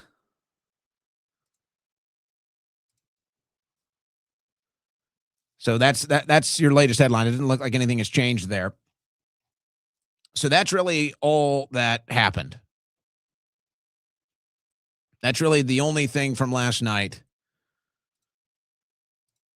Stock down, oil up. Oil price soars to highest level since 2008. Talking Obama years. But we got to do it. I mean, we got to do it because of this war. We have to. All right. So this is where now, as far as foreign policy is concerned, this is where you're really getting down to the brunt of it. And it was expressed, I don't know if it was last night, it was this week. A lot of people have realized this. And I think if there's any magic to what I do, let's say, or why you would listen to a 3-hour political broadcast, or any of your favorite talk show hosts, any of your favorite broadcasters, it's that there's an ability to take a consortium of thoughts and ideas that might be clinking around in your head or anybody's head and actually mold it into a consumable message that you say, that's exactly what I was thinking, or that's exactly what I said afterwards. So it's like you have a bunch of different issues, a bunch of complex issues. You know, some of them are attached, others not. So it's like, how do you actually make sense of it all? How do you present this in a consumable, understandable fashion so that people understand what's really going on in politics, not the fake news, not the propaganda, not the, the corporate network news propaganda. And so it was expressed by Nick Fuentes this week. I don't know what night it was, but it's like, this is one of those moments. And any broadcaster that can tap into that is going to find success.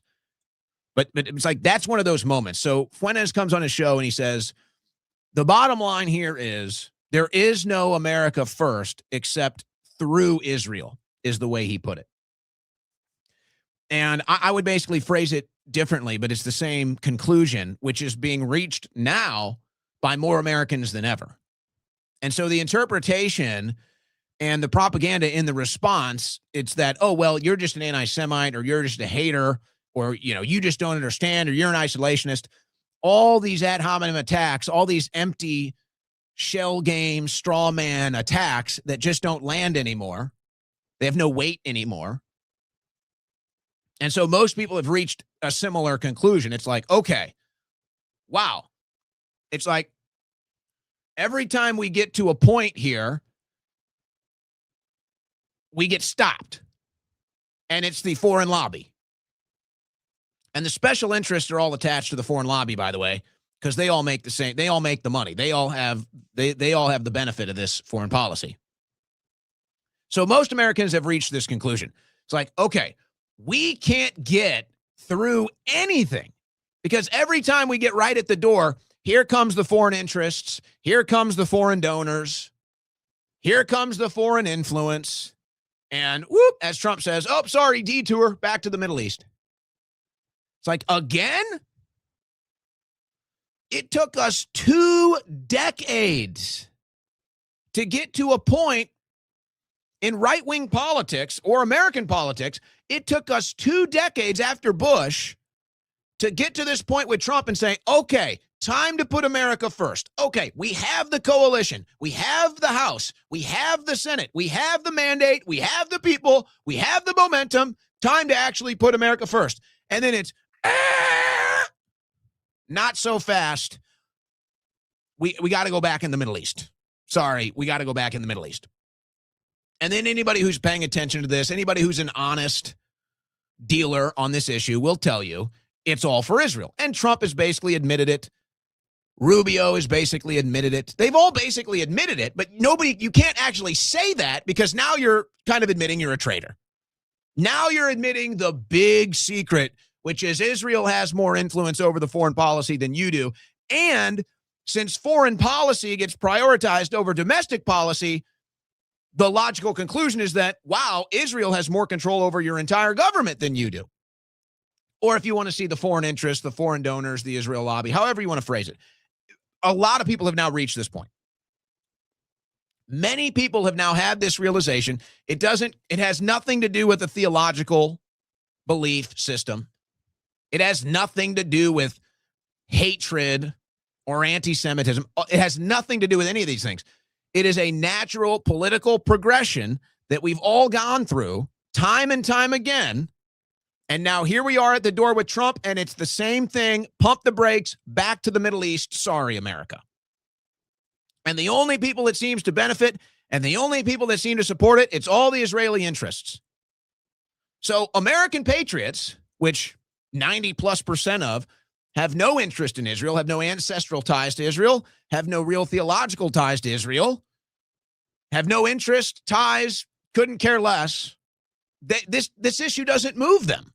They don't want to hear about Israel. They don't care about Israel. They are Americans. That's what they care about. That's what they want to hear about. So now it's reached such a threshold, you can't even avoid it in D.C. You can't even avoid it in the media that would normally ignore these things.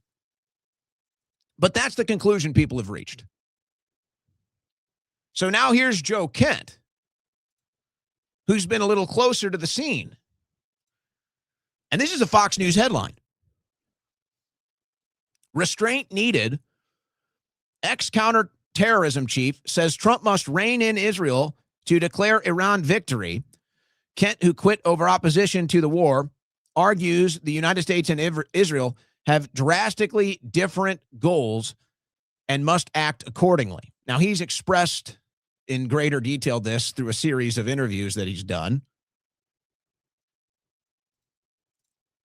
You go into the story.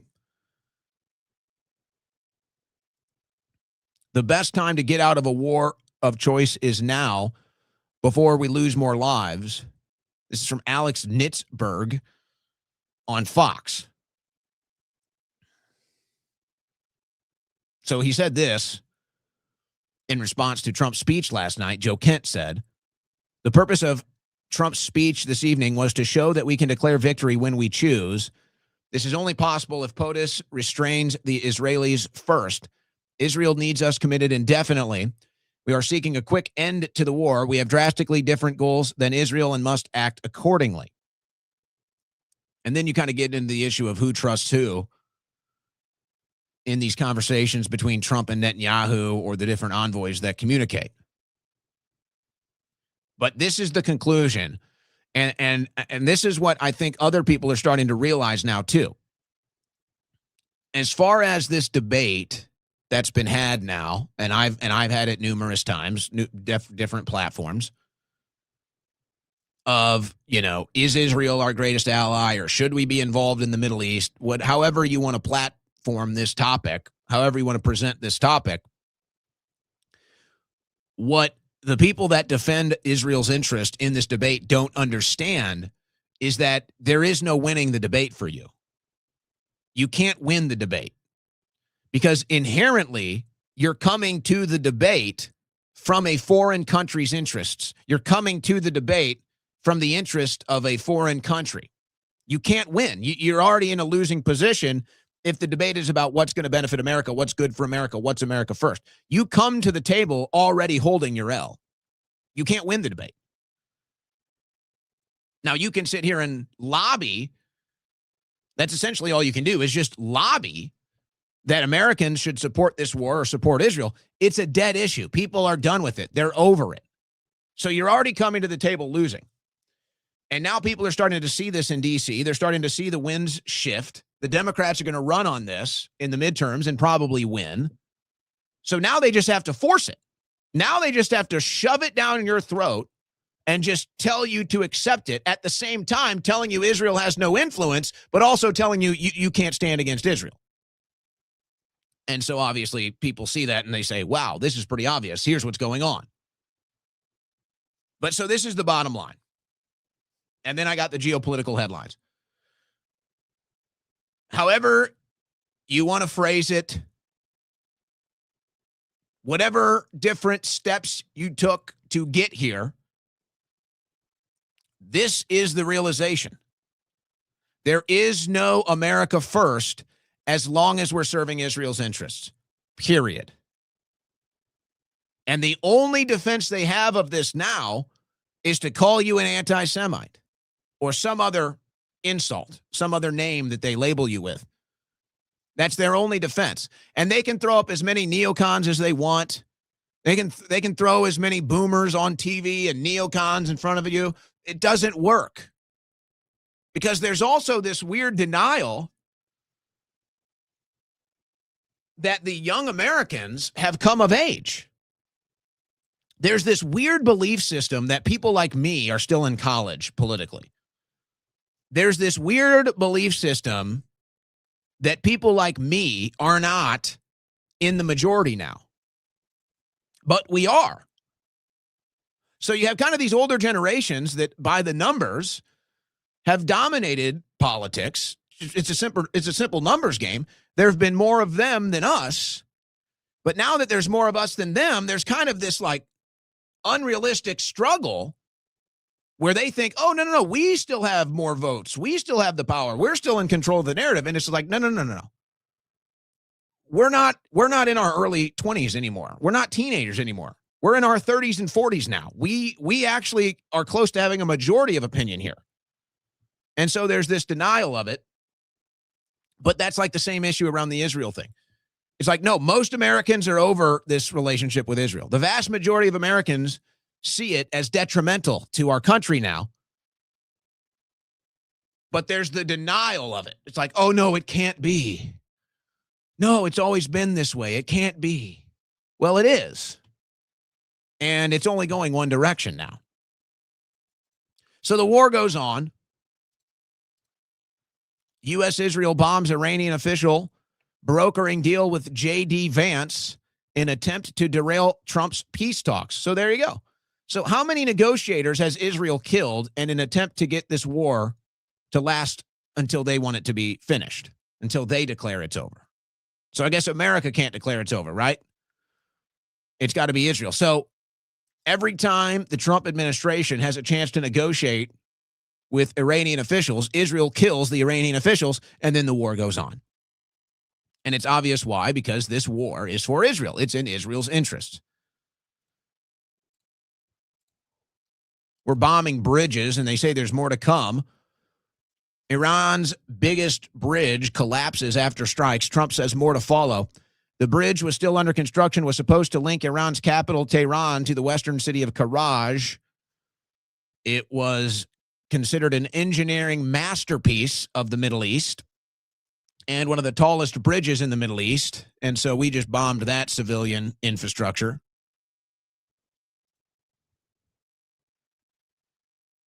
I guess it had just opened. U.S.-Israeli strike hits newly opened B-1 bridge near Tehran, killing 2, injuring several others.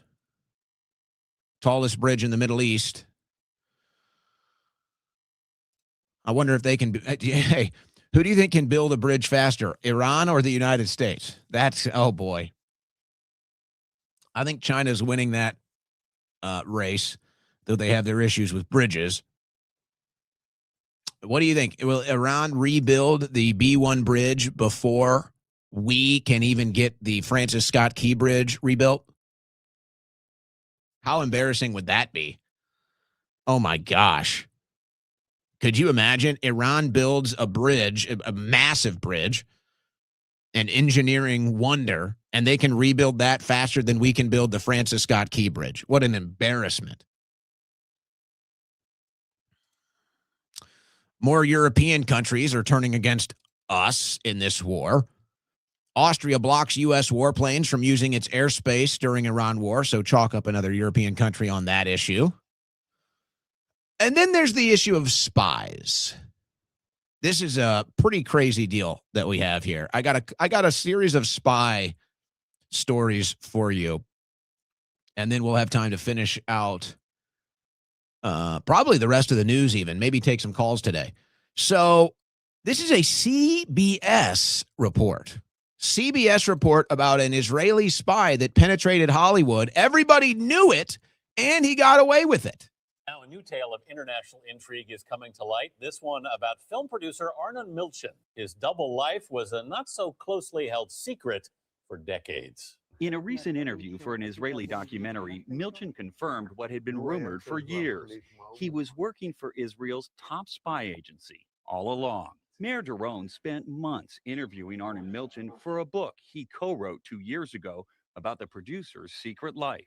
He basically told us about secretive operations that he did for the state of Israel, especially in order to get material, information, equipments for the Israeli nuclear program. In 2000, Milchan told 60 Minutes how he used dozens of his companies around the world to facilitate sales of hundreds of millions of dollars of missiles and other weapons to Israel.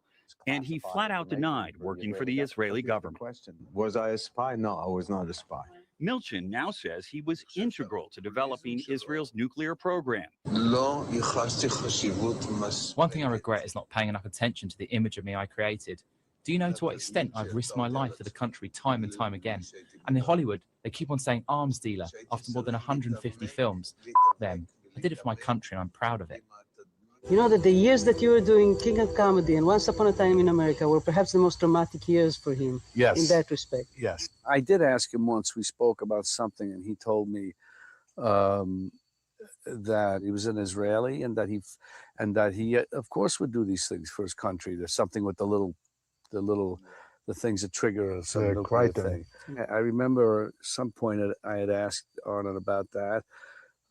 Being friends, I was curious, but not in an accusatory way. I just wanted to know. And he said, yeah, I did. I'm Israeli. That's my country. Israel basically built all her centrifuges to enrich uranium based on information that Milchan collected for them. So this information that the Israeli government used to build these nuclear centrifuges was obtained from his spying? Yes, absolutely, directly. Wow. Well, I'm sure that's just a single incident. Oh, yeah, Jonathan Pollard. Well, I'm sure that's just a single incident. Oh, yeah, Ori Solomon. Well, you know what? Let's just stop right there. Jeffrey Epstein. We'll just stop right there. So, okay, we're going to get a little wild here. We're going to get a little crazy here. Obviously, Israel is not the only country with spies here. I'd say China is definitely in the game. Okay. So you got this story, and there have been some kind of surrounding noise about these hacks into Kash Patel's personal property, phone, whatever. It was even alleged that a certain sensitive website account of his was leaked. So it was all kind of odd, and I wasn't so sure what was going on. So I just kind of didn't cover it. I don't even know if we covered it once. Well, this story hits now. FBI declares suspected Chinese hack of U.S. surveillance system a major cyber incident. The designation suggests the hackers successfully compromised swaths of sensitive data stored directly on FBI systems. So apparently the FBI is getting hacked by China, and Kash Patel is getting apparently hacked by somebody. The FBI last week deemed a recent China-linked cyber intrusion into a sensitive agency surveillance system as a major incident, meaning it poses significant risks to U.S. national security, according to one congressional aide and two U.S. officials with knowledge of the matter. And considering the war we're in right now, that might be a pretty significant thing that China has penetrated our sensitive surveillance networks and perhaps even our FBI director. So it just goes on to get to some of the details. Okay. I want to get a little crazy here because I just can't help it. So just bear with me. This is going to get a little wild, but there's enough dominoes in a row here to kind of look at this and say, wait a second. All right. So I think it's safe to say, right, nobody's going to doubt we have Israeli spies here, we have Chinese spies here. Both of these entities exist. Sometimes they probably use similar tactics to get after you or get at their target. I'm sure each, Israel, China, I'm sure they have their own little means and mechanisms and access points.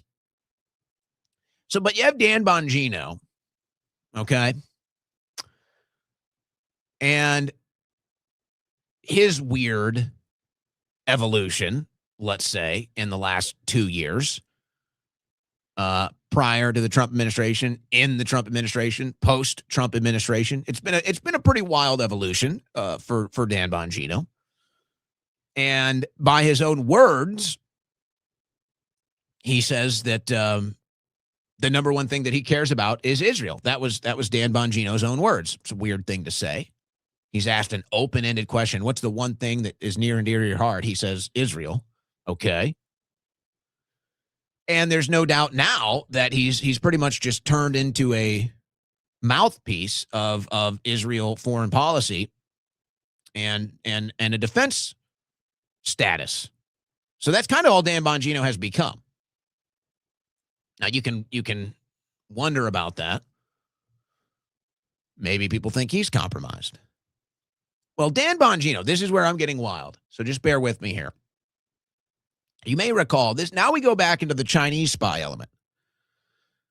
And you may recall there was this big story about some Chinese massage parlor that Robert Kraft and some other people attached to Robert Kraft, I think Bill Belichick maybe, so some other high-name influential people that ended up entrapped or whatever happened with this Chinese massage parlor, right?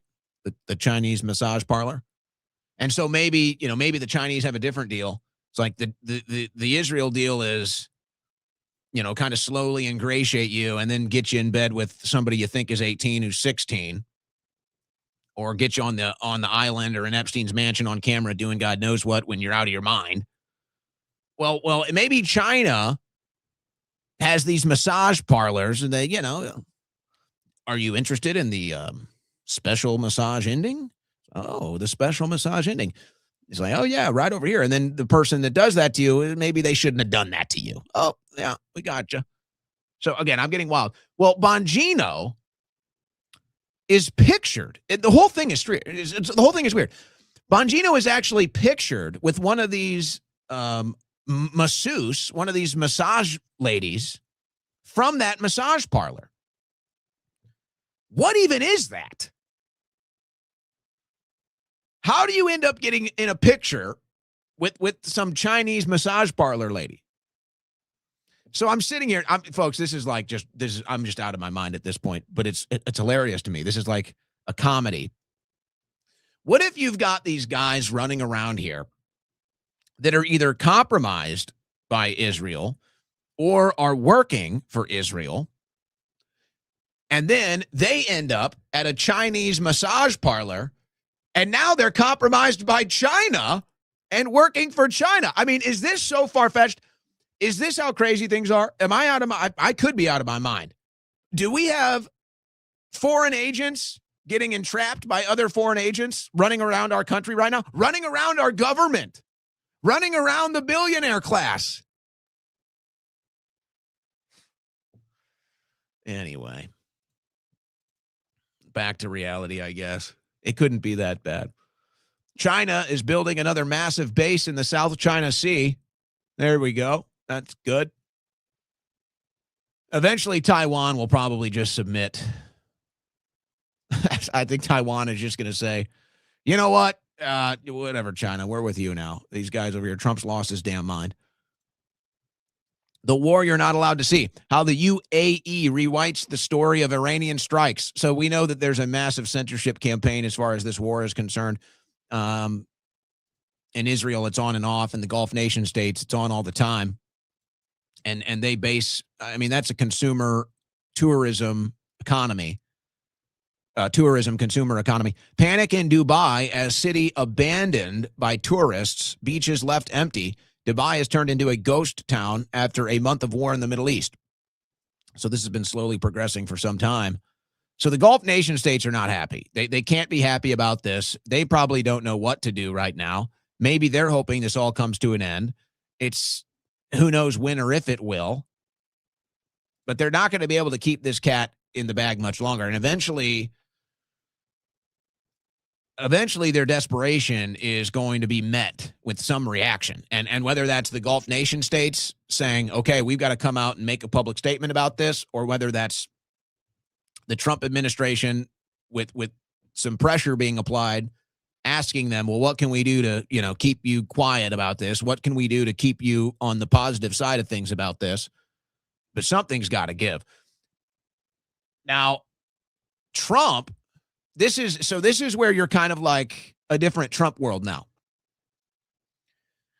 And I'm curious, I'll look at the chat because I wonder. It used to be, when Trump did these tirades against the celebrities or against these, liberal progressives, it was funny. It was fun. We all kind of had a laugh, and it rubbed some people the wrong way, but we just kind of said, it's funny, lighten up. Well, I don't think this stuff hits anymore. I'm curious if that's a me thing or how you guys feel.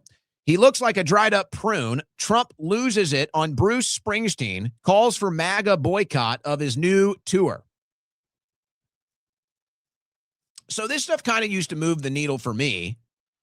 And I wasn't somebody that liked to make my judgments of art and entertainment based off of my politics. Sometimes maybe there's lines that you just can't allow be crossed. But, normally speaking, if there's a liberal doing a concert and I like their music, I don't mind watching somebody that votes Democrat perform music or sports. I don't let that determine what I enjoy. But, sometimes lines get crossed, and sometimes you might say, you know what, I don't want to go to a Bruce Springsteen's concert. Well, this stuff used to hit. I don't think it hits anymore. I think Trump is embarrassing himself now. This is so 2016, bro. This is so old hat. This is so pathetic. To me, I see Trump lashing out on these liberal celebs and these Hollywood types. Now it just looks pathetic. Now it just looks desperate. It's like it was funny in the first administration. Now it's just like, what are we doing here? Now you just look like a kindergartner. So I just don't get it now. I don't think it hits now. I think it's just totally off now. And now I see it. And I'm like, well, I'm not, I don't think I'm going to a Bruce Springsteen concert anytime. I'm not so sure Bruce Springsteen offers me anything politically. But I just look at it now and I'm like, dude, Springsteen now got the best of you. Now you're the one on the losing end of these exchanges. You shouldn't even be responding at this point. And it kind of adds to the larger equation. It's like, I can't get mass deportations, but I can get a Bruce Springsteen post. Awesome, man. My president can't keep me out of wars in the Middle East, but he can dunk on Bruce Springsteen. Like, wow. Cool, man. So that's where Trump is at. It's like, name a policy. You can't get it, but you can dunk on Bruce Springsteen. At least we got that. Ugh. There's mixed messaging today on this ballroom. Congress is in no rush to authorize Trump's ballroom after judge's ruling. The president doesn't appear interested in seeking lawmakers' approval for his $400 million project and they're not inclined to give it. And it seems like this whole operation was about a nuclear bunker anyway. And right now, it's just a hole in the ground. It's just a construction site. It's just an eyesore with no known future. And the White House came out today in an attempt to take a victory lap, and they said, "Oh, we have approval," and the approval was just the design. The approval was just the engineering aspect. They're like, "Yep, we can build this building." That was the approval, and a judge just shot it right back down, and the whole thing is still in limbo. It's almost symbolic.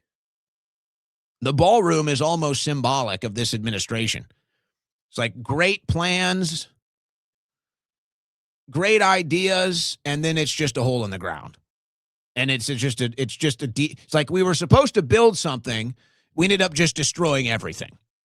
The ballroom is almost the perfect symbolism of Trump's administration. We were supposed to build something beautiful, and instead we just destroyed everything, and now there's an ugly hole in the ground. That's basically it. I mean, is that not it? That's it.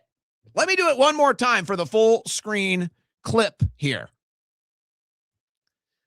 The White House ballroom is the perfect symbolism of Trump's second administration. Big, beautiful plans, big, beautiful design, but instead all you get is everything destroyed and a hole in the ground. The Trump administration was supposed to build something beautiful, and instead they destroyed everything, and we just have a hole in the ground. That's the Trump administration. It's a damn hole in the ground. It's a damn destruction site. That's all we get here.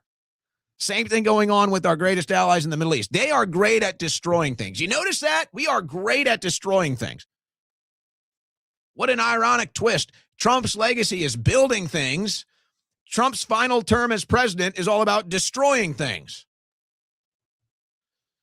So anyway, guys, this is why I said it at the top of the show. It's just hard to take anything serious in politics. The whole thing is unserious now. Here's the final analogy. I'll hit the final headline and we'll get to the second hour.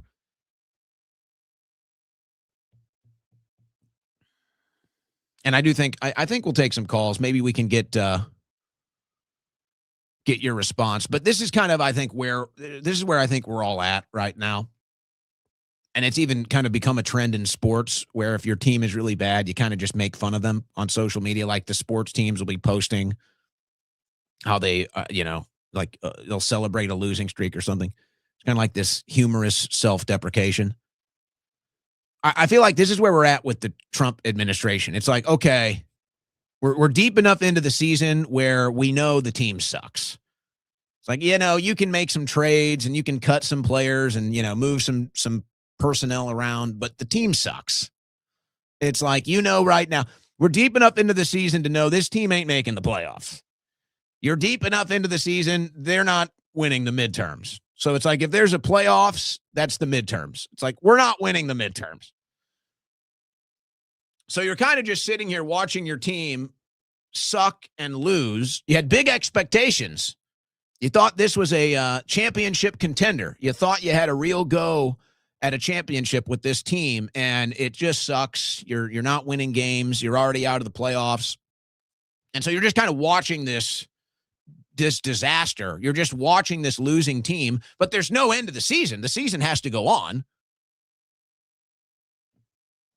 So you have to watch the rest of the games. You have to get to the end of the season, but you already know the result. You already know. Yeah, this is a losing team, not making the playoffs, or it looks like you're going to lose the midterm. So you're just watching this disastrous team, and it's just funny now. It's just, there's nothing serious. It's just funny now, and you just kind of sit there and laugh. Say, oh, yeah, that's our guys losing again. Oh, yeah, that's our guy. He just ran the wrong way. Ooh. Yeah, that's our guy. Oh, he just scored on the wrong basket. Oh, he scored an own goal. Oh, boy. That's our guy. He's done it again. Oh, look, the ball just went off his head. Ha ha, that's funny. Yeah, we really suck, don't we? We got one win. The border is closed. We don't have a goose egg on the board. We got one win. All right.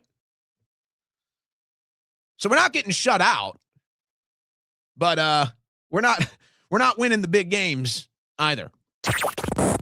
You're listening to the Owen Report on the Win Network.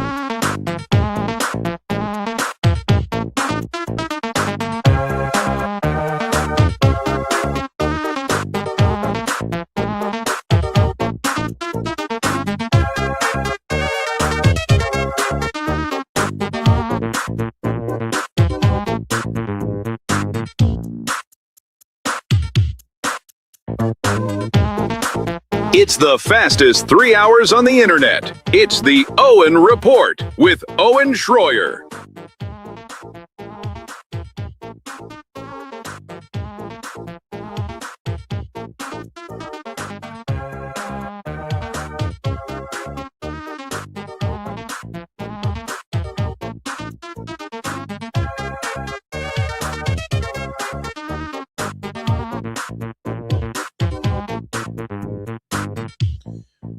This just in, guys. This just in. Ben Shapiro has volunteered to join the U.S. military and go boots on the ground in Iran. All right, late April Fool's Day joke. Can I do that? Can I do a day late on an April Fool's Day joke? Accept it. It's done. The deed is done anyway, whether you like it or not. Here you go. Do you consider this good news? A little good news. Are you curious? Trippy tobacco, plants engineered to make 5 psychedelics at once.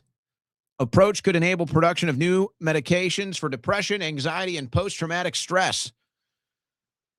They have used genetic engineering to make a tobacco plant, as they say. Magic mushrooms make psilocybin. Tropical plants make the ingredients of the psychoactive ayahuasca, and toads secrete the mind-altering bufotenin. Now the tobacco plant makes them all.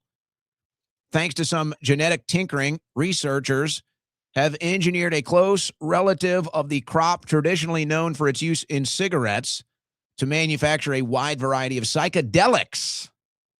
This is exciting work, says Andrew Jones, a bioengineer at Miami University. So this new tobacco leaf will produce 5 different types of psychedelics, including DMT. Huh. What do you think about that? It might be our only hope to escape, for a moment at least. We're doing fun things, huh? You want to know how screwed up it all is?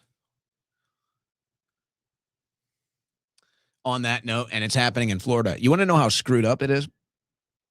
Here's one for you. I was in prison with a guy. I don't remember what alternative to THC he made. You know, there's these alternatives to THC. They got different names. Well, he was the original chemist. He was a chemist. He was the original chemist that engineered the first alternative to THC that acted like THC, but it was not THC. You could pass a drug test. It wasn't even on the schedule of drugs. So there were no laws against it. Well, the feds end up, the state of Florida says, whatever, we can't do anything. There's no laws here. Well, the feds say, screw you. And so they end up arresting this guy for manufacturing this synthetic THC. As he's going through the court process, and he spent years.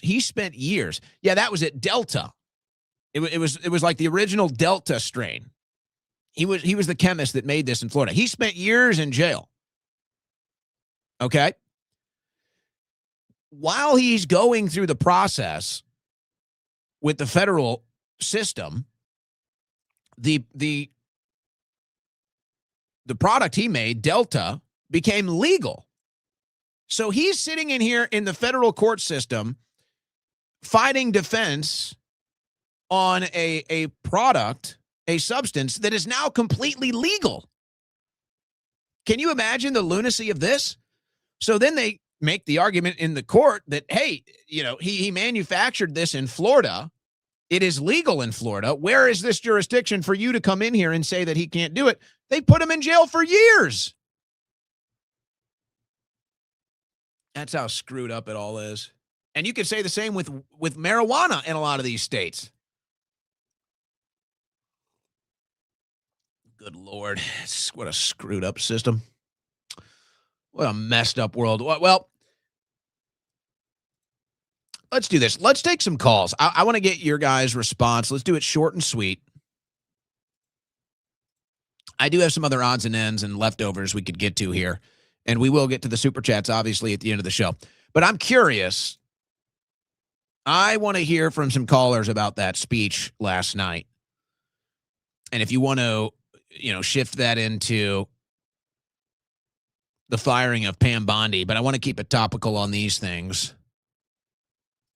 Last night, Trump's speech and Trump firing Bondi today. So let's get the phone line set up here. And let's get the line up and on the air. Okay. All right. Number to call in is on the screen. 747-200-5560. 747-200-5560. And we will get you up and on the air. And remember, I pick up the phone, I ask you your name and where you're from, and you are on the air. So, first caller of the show, you are on the air. What's your name? Where are you from? Hey, this is Albert from Pennsylvania. Oh, wow. Well, we haven't heard from the real Albert or the fake Albert in a long time. So what do you got for us? Owen, look, man, it's just, last night I didn't really watch much of it, man. I couldn't even bear to watch it because it was just trash, and it's just a representation of the limp dick bullshit of what's going on, just with the administration and just the leadership in the country and just where we're going and all that. Owen, it's hard to watch at this point. Your Albert is getting better. I got to give you credit. Your Albert is getting better, but I don't want to, the personality calls. I'm trying to talk to the audience about what they thought about the speech and the Bondi firing. So let's go. Next caller. What's your name? Where are you from?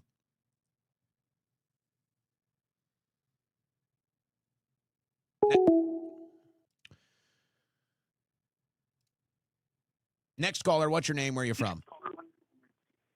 Hi. I'm, okay.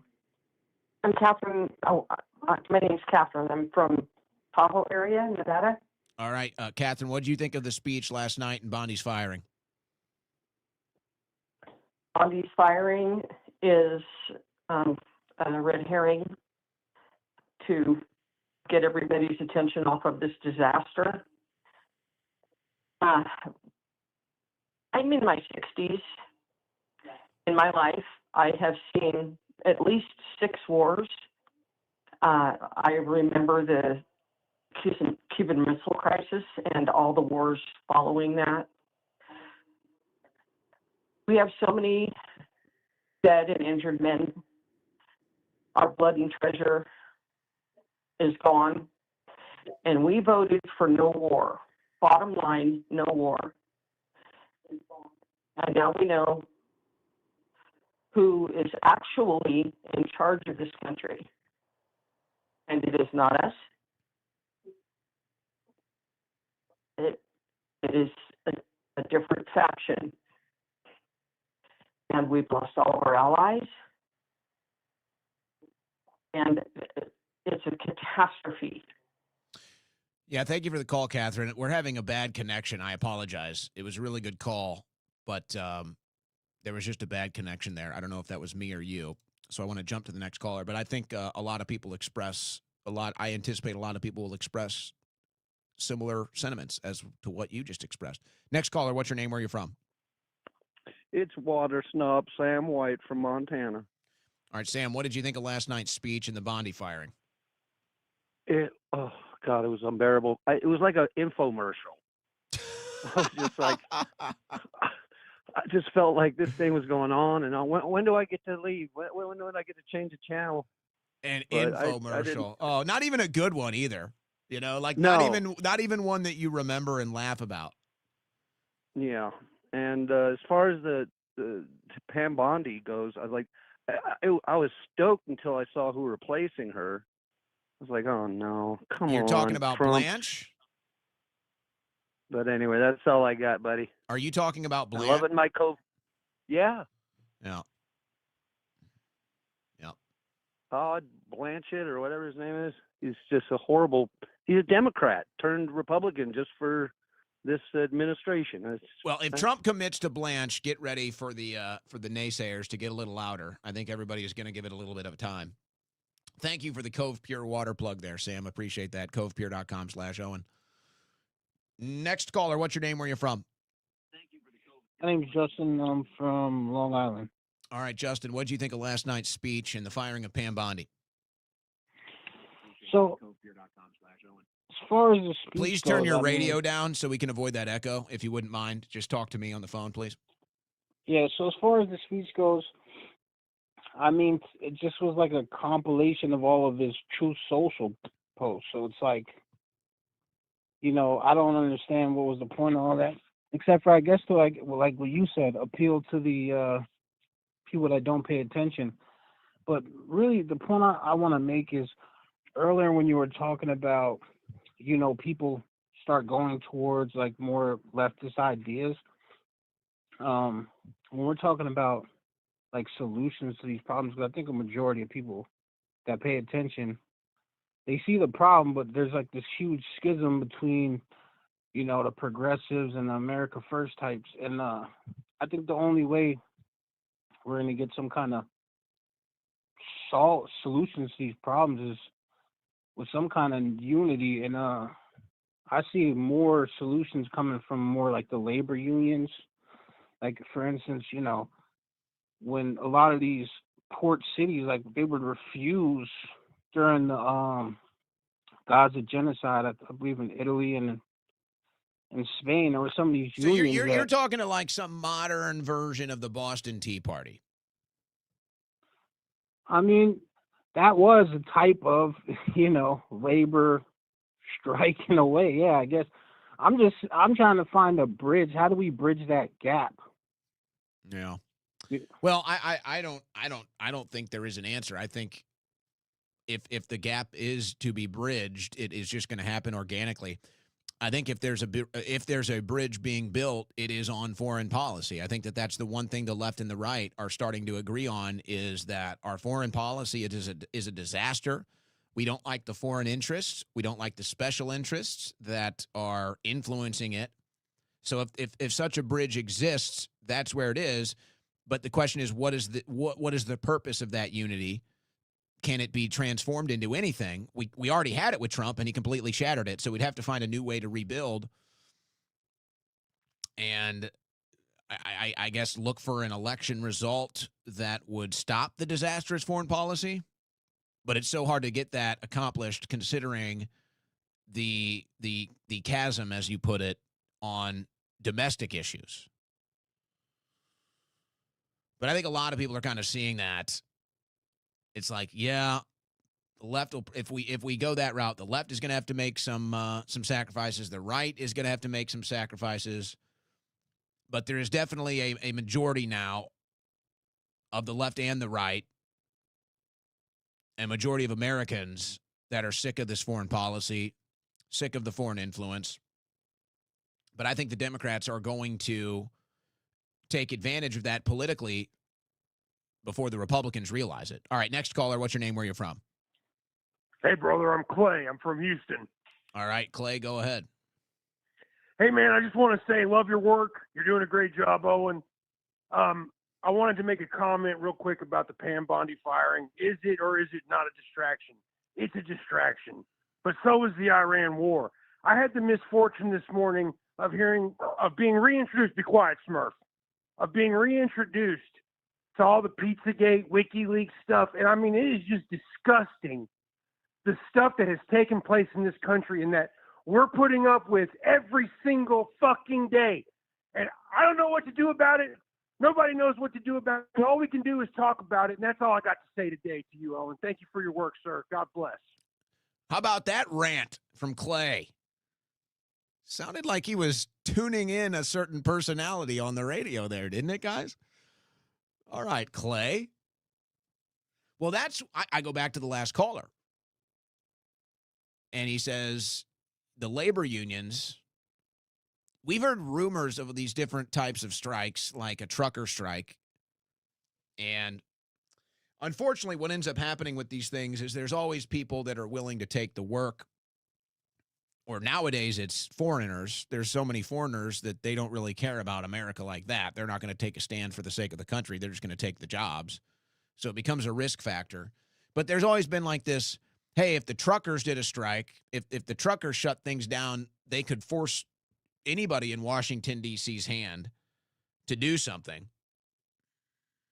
And it always runs into an issue. It never really goes anywhere. But I guess that's the type of thing that he was referencing there. And I suppose it's a potential solution. Some sort of a mass, peaceful demonstration like that. Organic.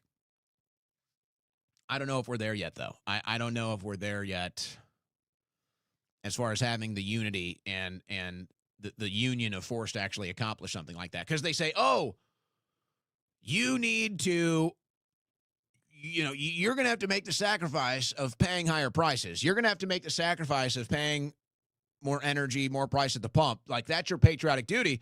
And most Americans are saying, well, screw that. I don't want to pay more at the pump for foreign interests. But if you had something that was actually in their interests, and they said, okay, truckers are going to shut down the economy for a couple days here, prepare yourself. Americans might say, you know what, I'll hold out for a couple days if we can actually get something accomplished here. That's how it would have to happen. But I don't think we're really anywhere near that type of unity in this country. I mean, the awareness level is definitely higher than it was 10 years ago, 20 years ago. I think more people are paying attention now, but I don't think we're anywhere near a unity to accomplish something like that. Next caller, what's your name, where you're from? Hey, Owen, it's Don from Orange County. All right, Don. Last night's speech, firing a Bondi. Go. Oh, man. Well, last night's speech, I just want to make it clear from here on out. Well, it's actually been a couple of speeches prior to this one, but last night it just sealed the deal for me. I can no longer look at Trump and the administration and our government both left, right, or whatever it is, and legitimize it as a real thing. These people are compromised and controlled by the Zionists. And the Zionist is a satanic cult, obviously. And they firing Bondi. I mean, come on. How do you fire somebody who wasn't doing shit to begin with? If that's going to be the Wait. Did she get fired by Fox News? Am I missing? Oh, I'm sorry. I mean, who the hell gives a shit when she got fired? And the whole rocket launch thing is like, oh man, everything was done on April Fool's, and it was perfect because Trump is a damn fool. Every time I hear him speak now, it's like if I was right in the midst of him within shouting distance, I would call him out, man. I don't give a shit how loud he thinks he can talk. My name is Don. I'm just like him and Don. We're both Dons.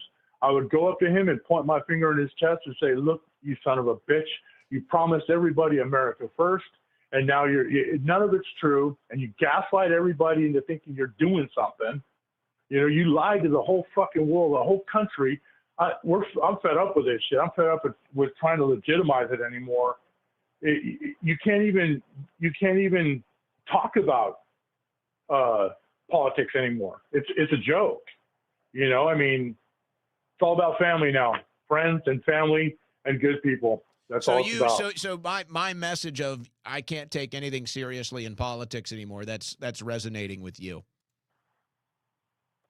Is it? Sounds like it. I would say it sounds like it based off of your call today. Oh man, I'm telling you, and we've come a long way with all this.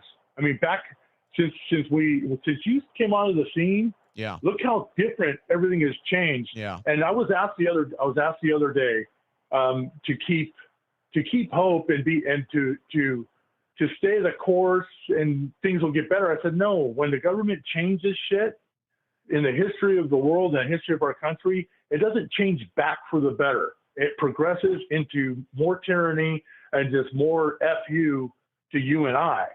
And I've been living it twice as long as you. I can't imagine how the country's going to look when you're my age. And that's what sucks, because I have a kid that's 27 years old, not too much younger than you. And I don't understand how you guys are going to grow in this AI shit, you know, and all this stuff that's happening. You know, I don't know. Dude, I'm at a loss for words. I'm taking everything that Trump's doing personally now. And it's just like, you know what, man, I just want to defend myself and stock up on I got gasoline, I got propane, I got storable food, I got ammo and everything, because it's going to get to that point, man, because what they're doing to everybody, they're choking everybody financially. And I think a lot of people are feeling the same way as far as this survival instinct that you're expressing is concerned. I don't think you're alone in that, as well as the other generalities. It's just hard to take anything serious in this administration. And some people, you know, you have to expect politicians are going to lie to you. But we've kind of gone beyond that now. It's just it's not even that we're being lied to. It's we're being blatantly lied to and told to believe it. And it's unbelievable, the lies. So it's become a not funny comedy movie at this point. Next caller. What's your name? Where are you from? Hello? Yes, what's your name? Where are you from? Yeah, this is Arthur from Cincinnati. All right, Arthur, what do you think of last night's speech and the Bondi firing? Well, I think the speech last night was just a huge waste of 20 minutes of my life. I mean, honestly, what was the difference? What difference did he go out there and say that we already don't see already? You know what I mean? Well, it wasn't for you. You pay attention to politics. That was that speech was for people that don't, and that's the only political thing they'll hear all month. So Trump wants to get them to believe that this war is a good thing. It's not changing anything when you go to the gas station. It's not changing anything when you go to the store. No, it's worse. Worse and worse. Yeah, that's Way right. worse. It's worse. You know, you'd expect the president to come out and talk about that, at least give us some kind of idea of what the plan is to fix these problems. And nothing came out of his mouth to do anything like that. No. And actually, what came out of his mouth made everything worse. Exactly. That's crazy, man. I don't know. It'd been better if he just never got on there in the first place. Seems to be the trend. Thank you for the call, Arthur. Next caller, what's your name? Where are you from? Yes, hi. This is Riri from California. What was that? You're speaking a little softly. What was the name? Riri from California. Vivi? Riri. Okay, what did you think of the speech and Bondi's firing? Yeah, it's just ridiculous and how they try to play with our mind and manipulate us. It's all PDF, and the administration doesn't have any decent guy. All either manipulated or blackmailed. It's just a shit show with a reality show.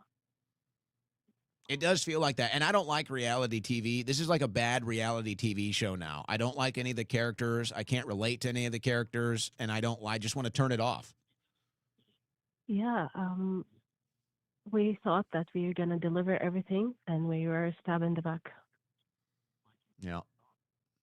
Yeah, well, I think that this is a very familiar feeling for many people watching and listening today. That's the expression that continues to come across these airwaves. Next caller, what's your name? Where are you from? I'm Bob from San Francisco. San Francisco. Bob, go ahead. Yeah. Owen, it's a pleasure to talk to you, my man. Thank you very much for taking the call. I agree with what everyone is saying right now, but I am pro-war. And let me state it. We got to get to Karg Island. We got to take it. We got to clear the Strait of Hormuz. We got to take control of Iran. We have to do it. This is the epic battle that we are facing right now in the whole world. So I support the troops. I support what they're about to do. And I need them to win this battle. This is for all of America. This is for all of the world. This is critical, critical, critical. What Trump was doing last night was just simply stalling the American people, stalling the world until we get our people in place. So, do you expect? Hold on 1 second. First of all, I want to make you're serious about this. You're not trolling, right? No, I'm not trolling. Okay. No. I'm just a regular guy. No, I think I want to get a better understanding of where you're at. Do you think we will see boots on the ground this weekend?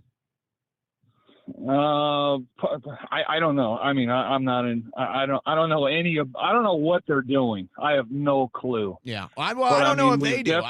I don't even think they do. I think at this point, the smart money is on boots on the ground. Where that is or what capacity, maybe we don't know. Maybe it is Karg Island. So let me ask you, as somebody that supports this, and I try to see all viewpoints. I look at it, if I'm looking at it through a pragmatic standpoint, and I'm wondering if this is how you're looking at it, I'm saying, obviously, we've been lied to about this war, okay? Obviously, this whole thing is based off of lies.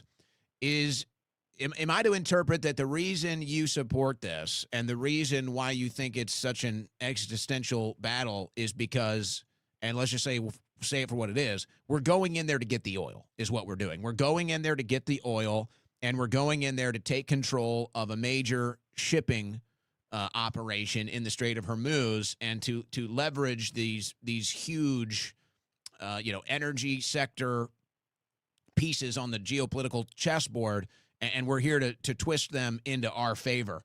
Is that what you're saying you support, that you support having our guys do that? A war for oil, a war for energy, a war for trade? And to save the U.S. dollar and to save the petrodollar. Yeah, that's it. But now, so do you think that will be the result? Because right now, if that is what you're going for, then you're losing the war.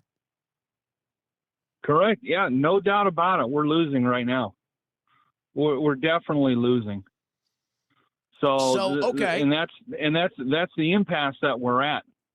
And so That's here we the go. So impasse this we're is at. this is my final question then. I don't think nobody here is going to debate about, I mean, maybe somebody. I'm not going to get into an argument of whether or not the United States military capacity can do this. I think this is more of a should we.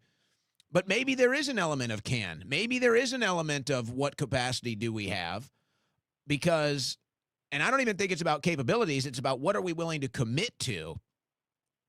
Because I look at it from the standpoint of there are other factors involved. There is the Chinese factor. There is the Russia factor. There is the Turkey factor. There is the new partnerships and allies we have in the Gulf nation states factor. And it feels like all of these things hang in the balance right now. And it's like either you go all the way and you do the most unpopular thing ever and you put boots on the ground and you do a real war and you just say, we're just taking it over. You can still have a flag. You can still have a political leadership, a theological leadership, but for all intents and purposes, we're taking your oil. We're taking control of the strait. We're going to use that to make to leverage for our country. This is how it's going to go. But it's like to do that for the world. Yeah, we're doing it for the world. Yeah, we're doing it for the world. But I'm not sure the world is on our side on this one. And that's my fear. No, they're not. And yeah, they're not. And that's the battle that we're in right now. And so I'm concerned if this thing doesn't go our way, it's like Trump knows to win this war, he's going to have to do the unthinkable, and he's going to have to do something that's so unpopular that there's no explaining himself out of it. But it's like his only option. So it's like either pull out now and try to fix the damage done, or just, launch a full-out war. Well, like I'm saying, I don't, and I agree with what everyone's saying about Trump and, how much of a disaster he's been, but he's not the man in control. He's just the ringmaster at the circus, so to speak. He's the front guy. He's got to get out and he's got to do the unpopular, but he's got to go out and sell it too. So that's what he's selling. But it's the whole, I don't know what you call it, the financial system behind him, the technocrats, everyone wants. This is the battle of this is the current battle that we're in, and I gotta support it because I feel like we need to take control. Otherwise, it's just a slow bleed of the petrodollar, of the U.S. dollar, the degradation of America, and it's just going to completely slip away. So, they've decided to do it now under his presidency, and they definitely decided. They definitely decided that, and I think it's a good perspective because we're not having that expressed, that perspective or angle expressed on this show. So I think it's a good one to have the talk about. But they have already decided. I just think that they don't know they don't even know what victory looks like. They're not even sure how to accomplish the victory, that they don't even know what it looks like. And we're just like stuck in this weird rut where they have to lie to us through this war and nobody's buying it. And so now you're kind of up against this mountain and people just don't want it. They just don't want to climb it with you. And so, maybe you got some interesting perspectives and points there that could be real. But they're running into the issue of people aren't buying it. It's not popular. And if these are your goals, you're not even winning. So let's take one more call here and we'll go to the super chats. What's your name? Where you're from? Yo, am I live? You are on the air. What's your name? Where you're from? Hey, it's John from New York. Yeah, that speech was just embarrassing. It was just like him kind of autistically spurting out like Truth Social stuff. As for Pam Bondi, I'm kind of with you. I can't even take any of this stuff seriously anymore. It's such a joke. It's just nonsense, just rambling. And so, yeah, it's just, I went with Trump in 2020. I didn't vote in 24, but yeah, I give him an F. It's terrible. Well, a lot of people agree with that. That seems to be the majority of the opinions today. I'm sure we'll get some similar stuff here in the super chat. We're gonna call off the phone lines now. Thank you for everybody calling in. I want to go to the super chats. This is our expressed duty at the end of every show, the super chats. So I want to go to those now before we sign off. But a nice little delve into the phone lines. Nice little delve there. Never hurt anybody. But we'll finish it out with the super chats. Dust Vault starting us off. Todd Blanche is way worse. You're not the only one that believes that. We can't waste money on dirty American kids. Do you think Trump believes Paula White is a real Christian? She seems to be one of the biggest heretic frauds I've ever seen in this evangelical, for-profit game. I'm not sure if I've ever seen anybody more cringe and ridiculously over the top than her. But he loves her. And as long as she praises him and says, hey, you're basically modern day Jesus, he'll keep her around, I'm sure. I'm sure she makes nice donations in her in her congregation's name. The Comb Kid. As long as the common man is divided, we are not free. I guess just the ability for them to divide us proves that, huh? DZ300, new attorney general won't go after any criminals. Well, that will stay true, I think. No matter who you get, that'll be their job, is to not go after the big criminals. You get upstairs, and it's Lady Lindsay with a princess wand. Yeah, Lindsey Graham with the princess wand. That's I don't know what it's like. Give me 2026 in a nutshell. Lindsey Graham with a princess bubble wand by himself at Disney World. Kristi Noem's husband with 44F fake breasts. Okay, what's next? Cornelius Westernmost. At 1.5 years too late, but nice to finally hear AJ come to his senses. I think he knows and sees so much, then add a little too much hopium into the mix, and he missed the front and center elephant in the room. Yeah, I'm seeing those clips all over social media. Hell, they played it on MSNBC. They had Alex on MSNBC, not him live, but they played the clips that you guys are talking about. That farmer guy, way off topic, but I'm curious if you kept up with Matan Evan. I found you through his oldest videos back from InfoWars about Hong Kong. It would be so cool to see you on his podcast or vice versa. Old Matan. I think I was the first person ever to interview him. He was a kid at that time, like 5 years ago or more now. Who knows? And now he's doing his own thing. He's got a whole new personality now.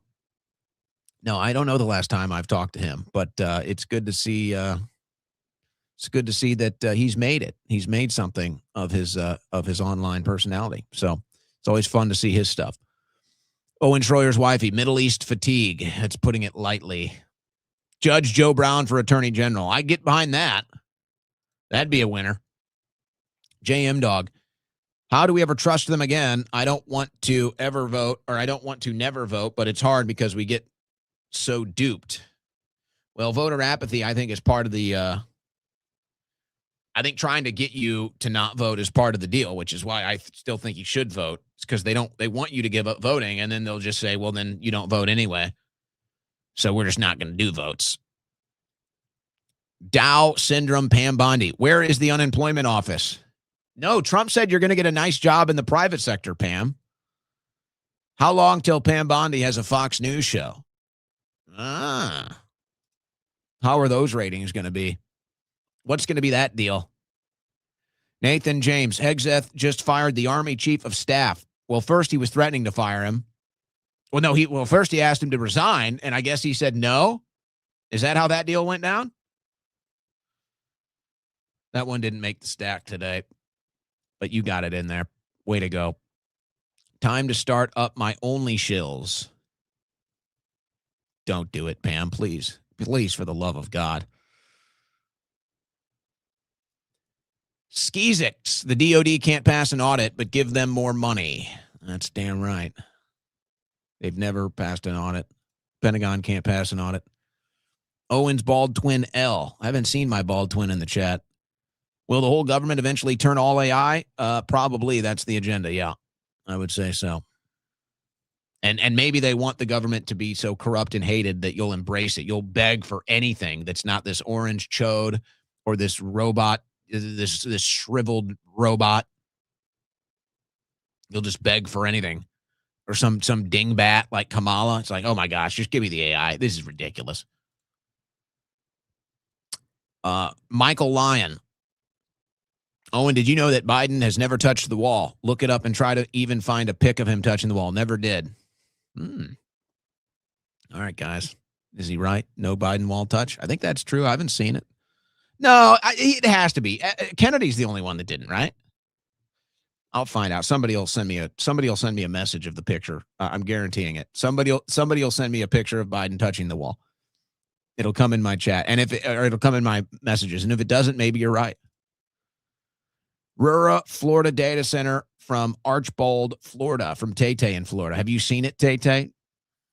Is it as bad as described in the video? Weird dream last night. You impregnated AOC while her husband watched. You didn't have that dream.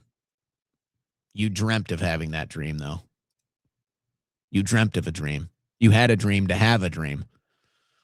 I spy for good, not evil. Of course, all my wives are spies. Why would Barry Weiss allow that story?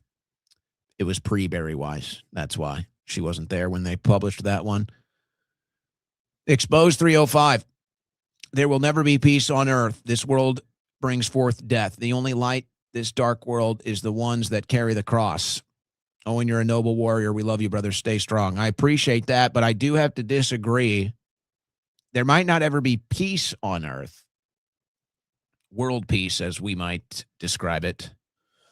But the world does not only bring forth death. We decide. We decide what the world brings forth. And the world can bring forth life. The world can bring forth nothing but life. World peace, world unity, I don't know. But this world does not only offer death. This world also offers life. We have the choice. We are all hamsters on a spinning wheel. I'm getting tired of this wheel, though, you know? It's like, can I at least get a different wheel? Can I get something to decorate the wheel? You know, it's just like there's a creaking sound, too. It's a little annoying.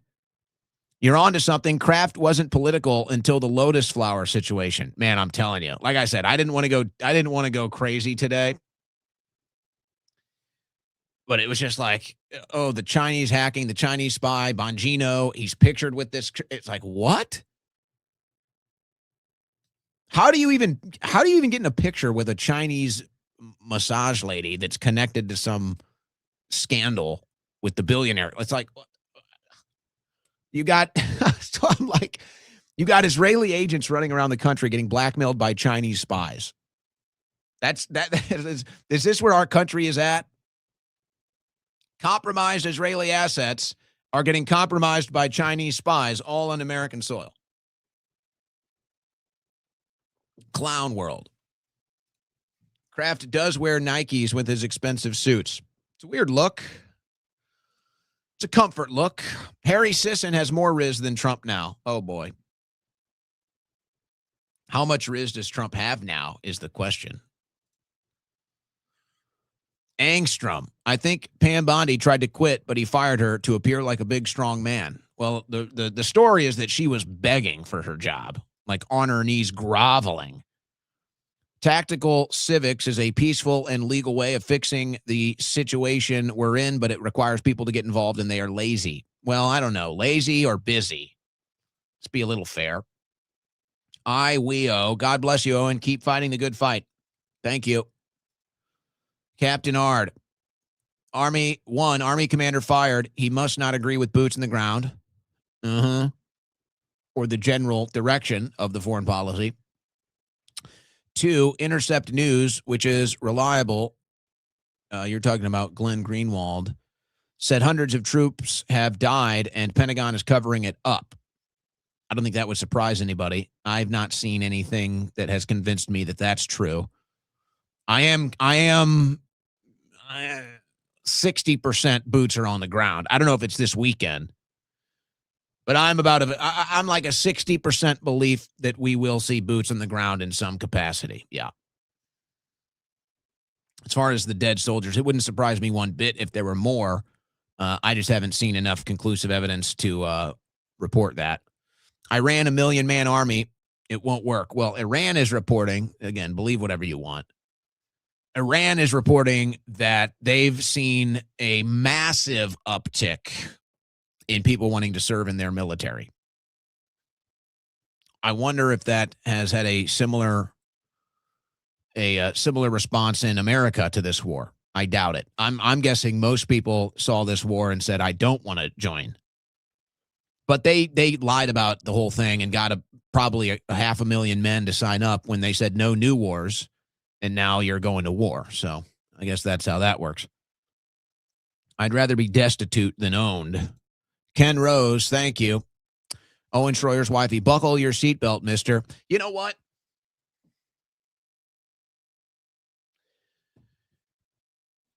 I appreciate that. I'm not being facetious, actually. I appreciate that. And, somebody called me out on it. And look, it's not like it's whatever. I'm shooting a video in my car when I'm driving. But I had somebody call me out on that a couple of months ago. And I said, it is true. It's irresponsible. It's rude. It's stupid. And I shouldn't do it. It'd be one thing if I was just putting my own life in danger, but you know what? That's not safe on the road. I hate it when I see people on their cell phones. I don't normally do that. The seatbelt thing, whatever. But no, I shouldn't be shooting videos when I'm driving. I'm not trolling. I used to do it a lot. You may have noticed I quit doing it. Now when I do my videos in my car, I'm at least parked, because I used to do the driving videos a lot. And I did the one today, and it's kind of just how the business works. But I was in a legal meeting this morning. It went a little long, and so I'm in the legal meeting. I'm not following the news. I'm talking to my lawyer.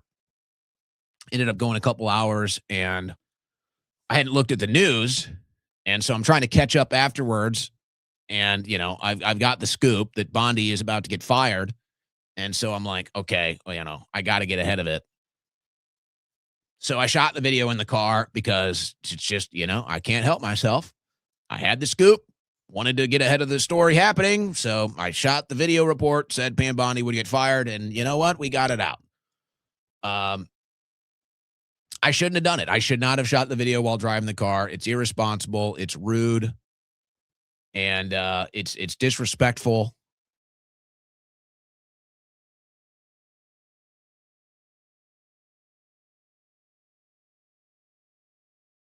Shooting videos driving. So I do apologize for that. That's my excuse of why I did it today. But you're right to call me out on that.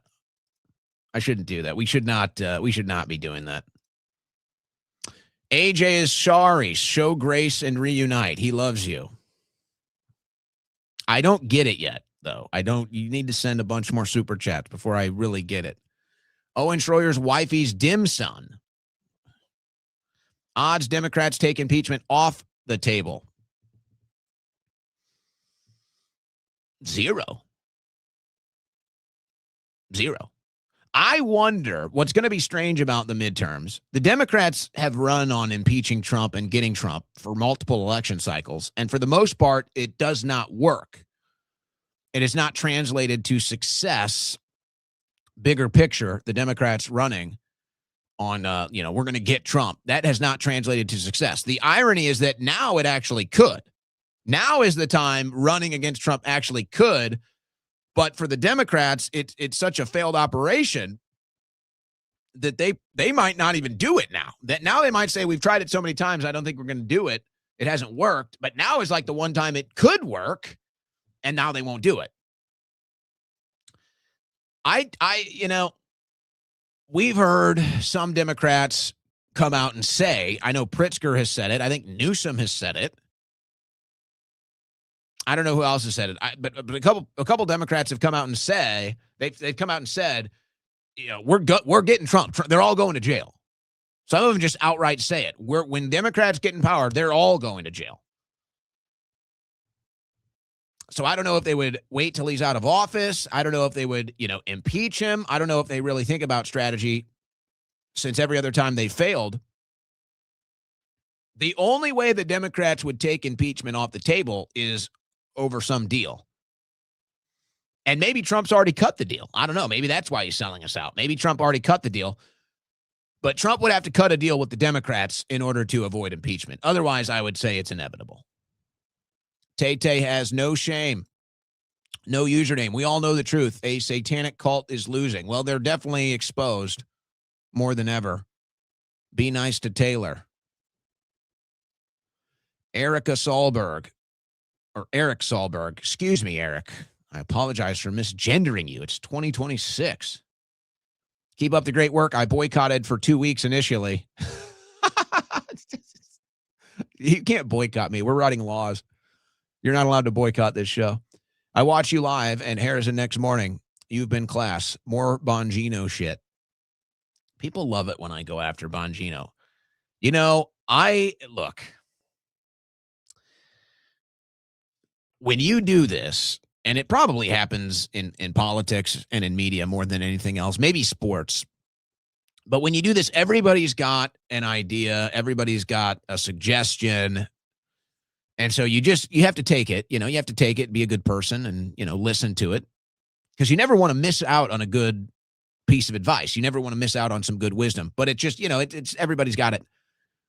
And so I have so many requests. It's like, you need to just attack Bongino, more Bongino, attack Bongino, attack Bongino. And I'm like, look, I'm not in the business of personality beefs. I'm not in the business of drama. I'm not in the business of clickbait. I'm not in the business of, hey, just go into this popular thing to get the following. It's like, I understand maybe there's a time and place for that. And maybe there's even a professional approach to, hey, part of your duty is to try to, get a bigger audience and insert this content that's popular into your shows. But I just can't do it. I get it all the time. Talk more. It's funny. Talk more on Bongino. Trash Bongino. Get Bongino. It's like, I can't. I don't want to do that every day. There's news to cover. I think we do it enough. But those videos are always popular. There's no denying that. They are always getting big views on YouTube, which, by the way, if you don't follow us on YouTube, folks, help us grow the YouTube channel. We're trying to take over YouTube here, all right? The Owen Report is trying to take over YouTube. So get in the field. Get in the game. Give us a follow. Give us a like on YouTube. Help us grow there. We're also on Rumble. We're also on X. But we're trying to take over YouTube. Positive nitrogen balance. That's a name. The caller that supports the war basically said we got to blow up more kids to prop up our fake inflated currency so he can continue to be a wage slave for the beast system. What a clown. Okay. I think message received. Mr. T has a glory hole at the wall. BB gives glory. Why are people talking about Mr. T today? What am I missing here with the Mr. T? How many more super chats, Owen? Selling the car. 1 million? Can we get 1 million? How many do we need? I think we need 1 million, actually. For 1 million. For 1 million super chats, I will call Alex and build a new studio. How's that for an agreement? Jose Navarro, does this mean no pardon for Bondi? Maybe she was begging for a pardon. I didn't think about that. Does Pam Bondi need a pardon? She might.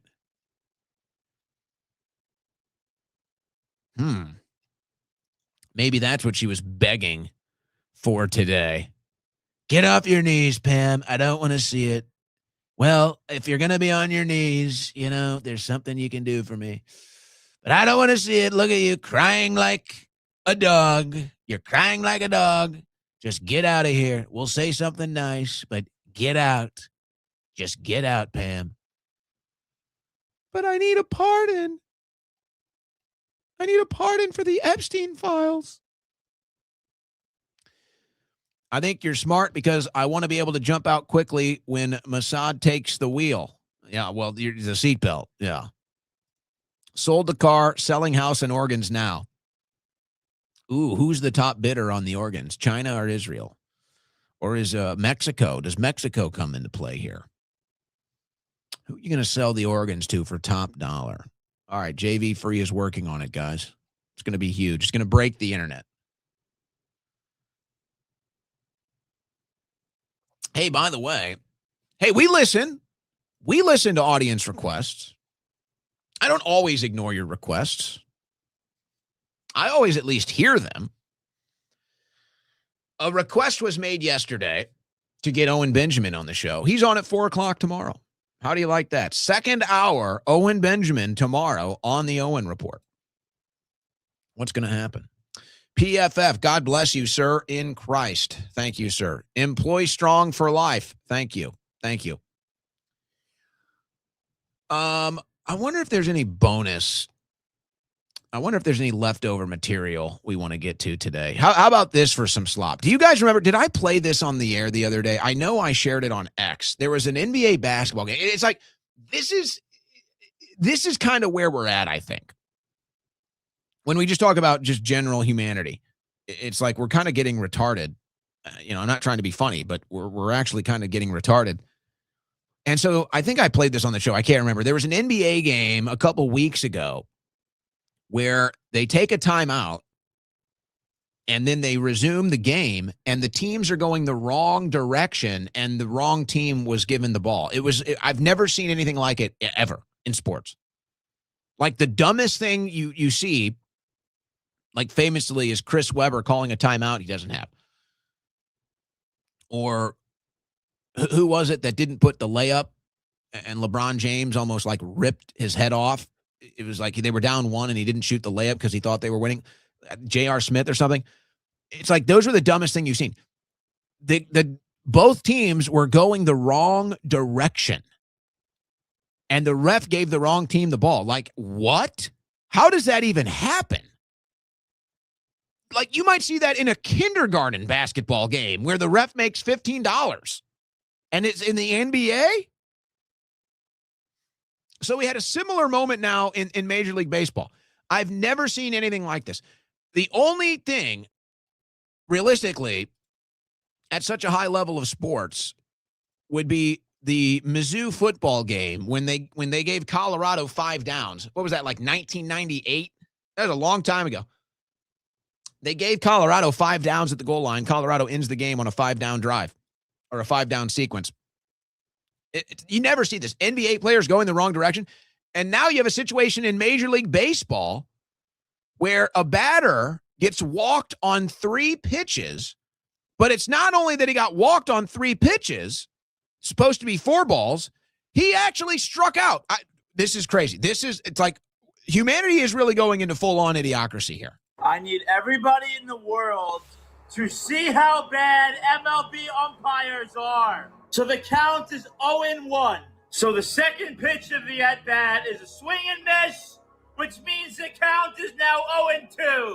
But you got a little backyard bullshit going on. You got runners going all over the place. But just remember, the count is 0-2. So here is the 0-2 pitch to Cam Smith. That is strike 3. Hello? What the fuck is happening? The count is now 1-2. Nobody notices. Nobody in Boston. This penis umpire doesn't notice. Am I crazy or is that strike 1? That is strike 2. And unless somehow I'm on crystal fucking meth, that is strike 3. And then the next thing you know, somehow, someway, Cam Smith somehow walks on 3 balls. By the way, this Mike Dadino is hilarious. That's the one where I found the NBA going the wrong way video. Mike Dadino, and his breakdown is hilarious too. So we're in full-blown idiocracy now, guys. There's no other way really to put it. All right. Eric's back. Erica was my former name. Don't dead name me. Sorry about that, bro. Sam White. Didn't Todd kill the AutoPen investigation? I don't know. Did we ever get credit for who killed that investigation? I'll look it up in a second. Co-create with me. It's Owen squared tomorrow. Yippee-yi-yay. Damn right. You know what? You guys are so. I was going to say something, but you guys are so out of pocket sometimes in the chat. But I was going to say one thing. I'll say it another way. Yes, we will have a tag team Owen victory tomorrow.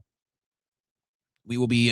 It'll be a tag team Owen squared victory on the Owen Report tomorrow. Me and Owen Benjamin. I think it's going to be fun. I think we're going to have some fun. I think we're going to have some laughs. So a little change of pace. You know, everything's a damn clown world now anyway. Let's see. Yeah. Yeah, well, I don't know if you could say, I don't know if you could, it doesn't look like you could pin the AutoPen thing on Blanche alone. I think that's a shared responsibility. I don't think you can give that one to Blanche. I think there were multiple factors at play there. So, but he was involved and you're not getting it. So what else do you need to know? That's kind of the story there. All right. Do we want to hit anything else before we sign off? You know, I got these other videos. That were, I'm not going to play them, but, you know, when we covered the frustration, the economic frustration of Americans, there's some other videos here. Same stuff. People just noticing how corrupt DC is, how screwed the economy is, how none of it makes sense. Here's another one right here. So it's all this. It's just, this is where a lot of people are at. They can barely afford to get by. The whole thing is corrupt to them. It doesn't make sense. And yet they're going to be told they need a $1.5 trillion defense budget, even though Trump says we are safer than ever. Somehow, those two things are supposed to make sense. Of course, they don't to any thinking person. Israel took organs, but check bounced. Bad deal. Oh, yeah. That's like that lawsuit for the, what is the name of their operation to spread propaganda, the digital influence thing? There's a lawsuit right now with 14 individuals who apparently, and now they might even be looking at this for a FARA violation. What was the name? It wasn't Pegasus, was it? Why is the name skipping me right now? Was it Pegasus? But that operation, you know, the whole 7K meme, that came from a real situation. And now there are people that took the deal and haven't been paid. And there's an ongoing litigation with it. And then now it's even looked at as a FARA situation. So apparently the checks do bounce if you're even lucky enough to get one. Can you take me on for Ukrainian thrones in Finland? What are we asking here? What are we asking, Tina? Can you take me on for Ukrainian thrones in Finland? I'm not sure. I'm not too interested. I'm not sure what you're talking. I know there's an issue in Finland, and I know you've been messaging me about it. Quite frankly, I got my own issues here in America to try and figure out. But maybe you can get in one day, or, you know, you send a super chat. You can tell the story through there. The Esther Project. Thank you, Alex. Thank you. That's what it was. The Esther Project, or Project Esther. That one was skipping my mind. Ongoing litigation with that right now. Annie Lane, request for you to have on Alex Stein. God bless. Well, Alex has already been on, and actually, he owes me one. Did I go on his show? No, he hasn't had me on his show yet. So Stein is actually blacklisted from this show. He owes me one. He hasn't had me on his show yet. So I'm blacklisting Stein from this transmission until that is until we take care of that problem. This isn't a one-way street here, okay? And I just did that panel with Alex that I imagine is going to come out next week. I don't know. I can ask Brandon when that is going to air. I just did that panel with Alex. That'll be some good stuff whenever that comes out. I think you guys will enjoy that. Hey, we also had a request yesterday that I believe we can deliver on today before we sign off. Let's see. I was told we had a female Clown World shirt up on the website, but I'm not seeing it. I may have had bad intel. We do have female t-shirts on the website, though, owenschroyer.store. But I do not see the, let me double check here. It was not showing up. Yes, it is up. Okay. I had to refresh there. So we had a request for the female Clown World shirt. This is the new one here. We're gonna do new merchandise soon. Do we need to do a female and anything else? We got the women's Clown World shirt up. That was a request yesterday. Do you guys want a female shirt in the USA Shield edition? Do you want a female USA Elite? Do you want a female? We have the USA versus everybody female. We have I know we have another one. I think Disobey. We have, Raw Milk and Disobey is in female. Avenge America in female. So some of the stuff there. We're going to be revamped. Eventually, I'm going to get to it soon. It's going to happen. It'll probably happen this month. Eventually, we're going to revamp the store, and some of this stuff will be gone. And we're going to have some new kind of spring-themed stuff as well. So that's all happening at owenschroyer.store. And we always appreciate your support over there. All right, last one of the day. Dropped a penny. Plumbers are better than electricians. Maybe there's a joke there, and I'm not so sure I want to know, actually. I'm not sure I want to know what that joke is. So then the joke's on me. All right, hey, guys, we're going to sign off. We're going to take a 21-hour break. We're going to come back and do it all again tomorrow. How's the weather, by the way? The weather here was bad today. A lot of rain, but we needed it badly. We need a lot of rain in Austin. We had a very dry winter, and the summer here is very hot. So we needed the rain. Looks like it might have cleared up through my window here. I'm going to have to go check. Hope you have some great weather. Hope you have a great night. 21-hour break for the Owen Report. We'll be back same time, same channel tomorrow. God bless and Godspeed.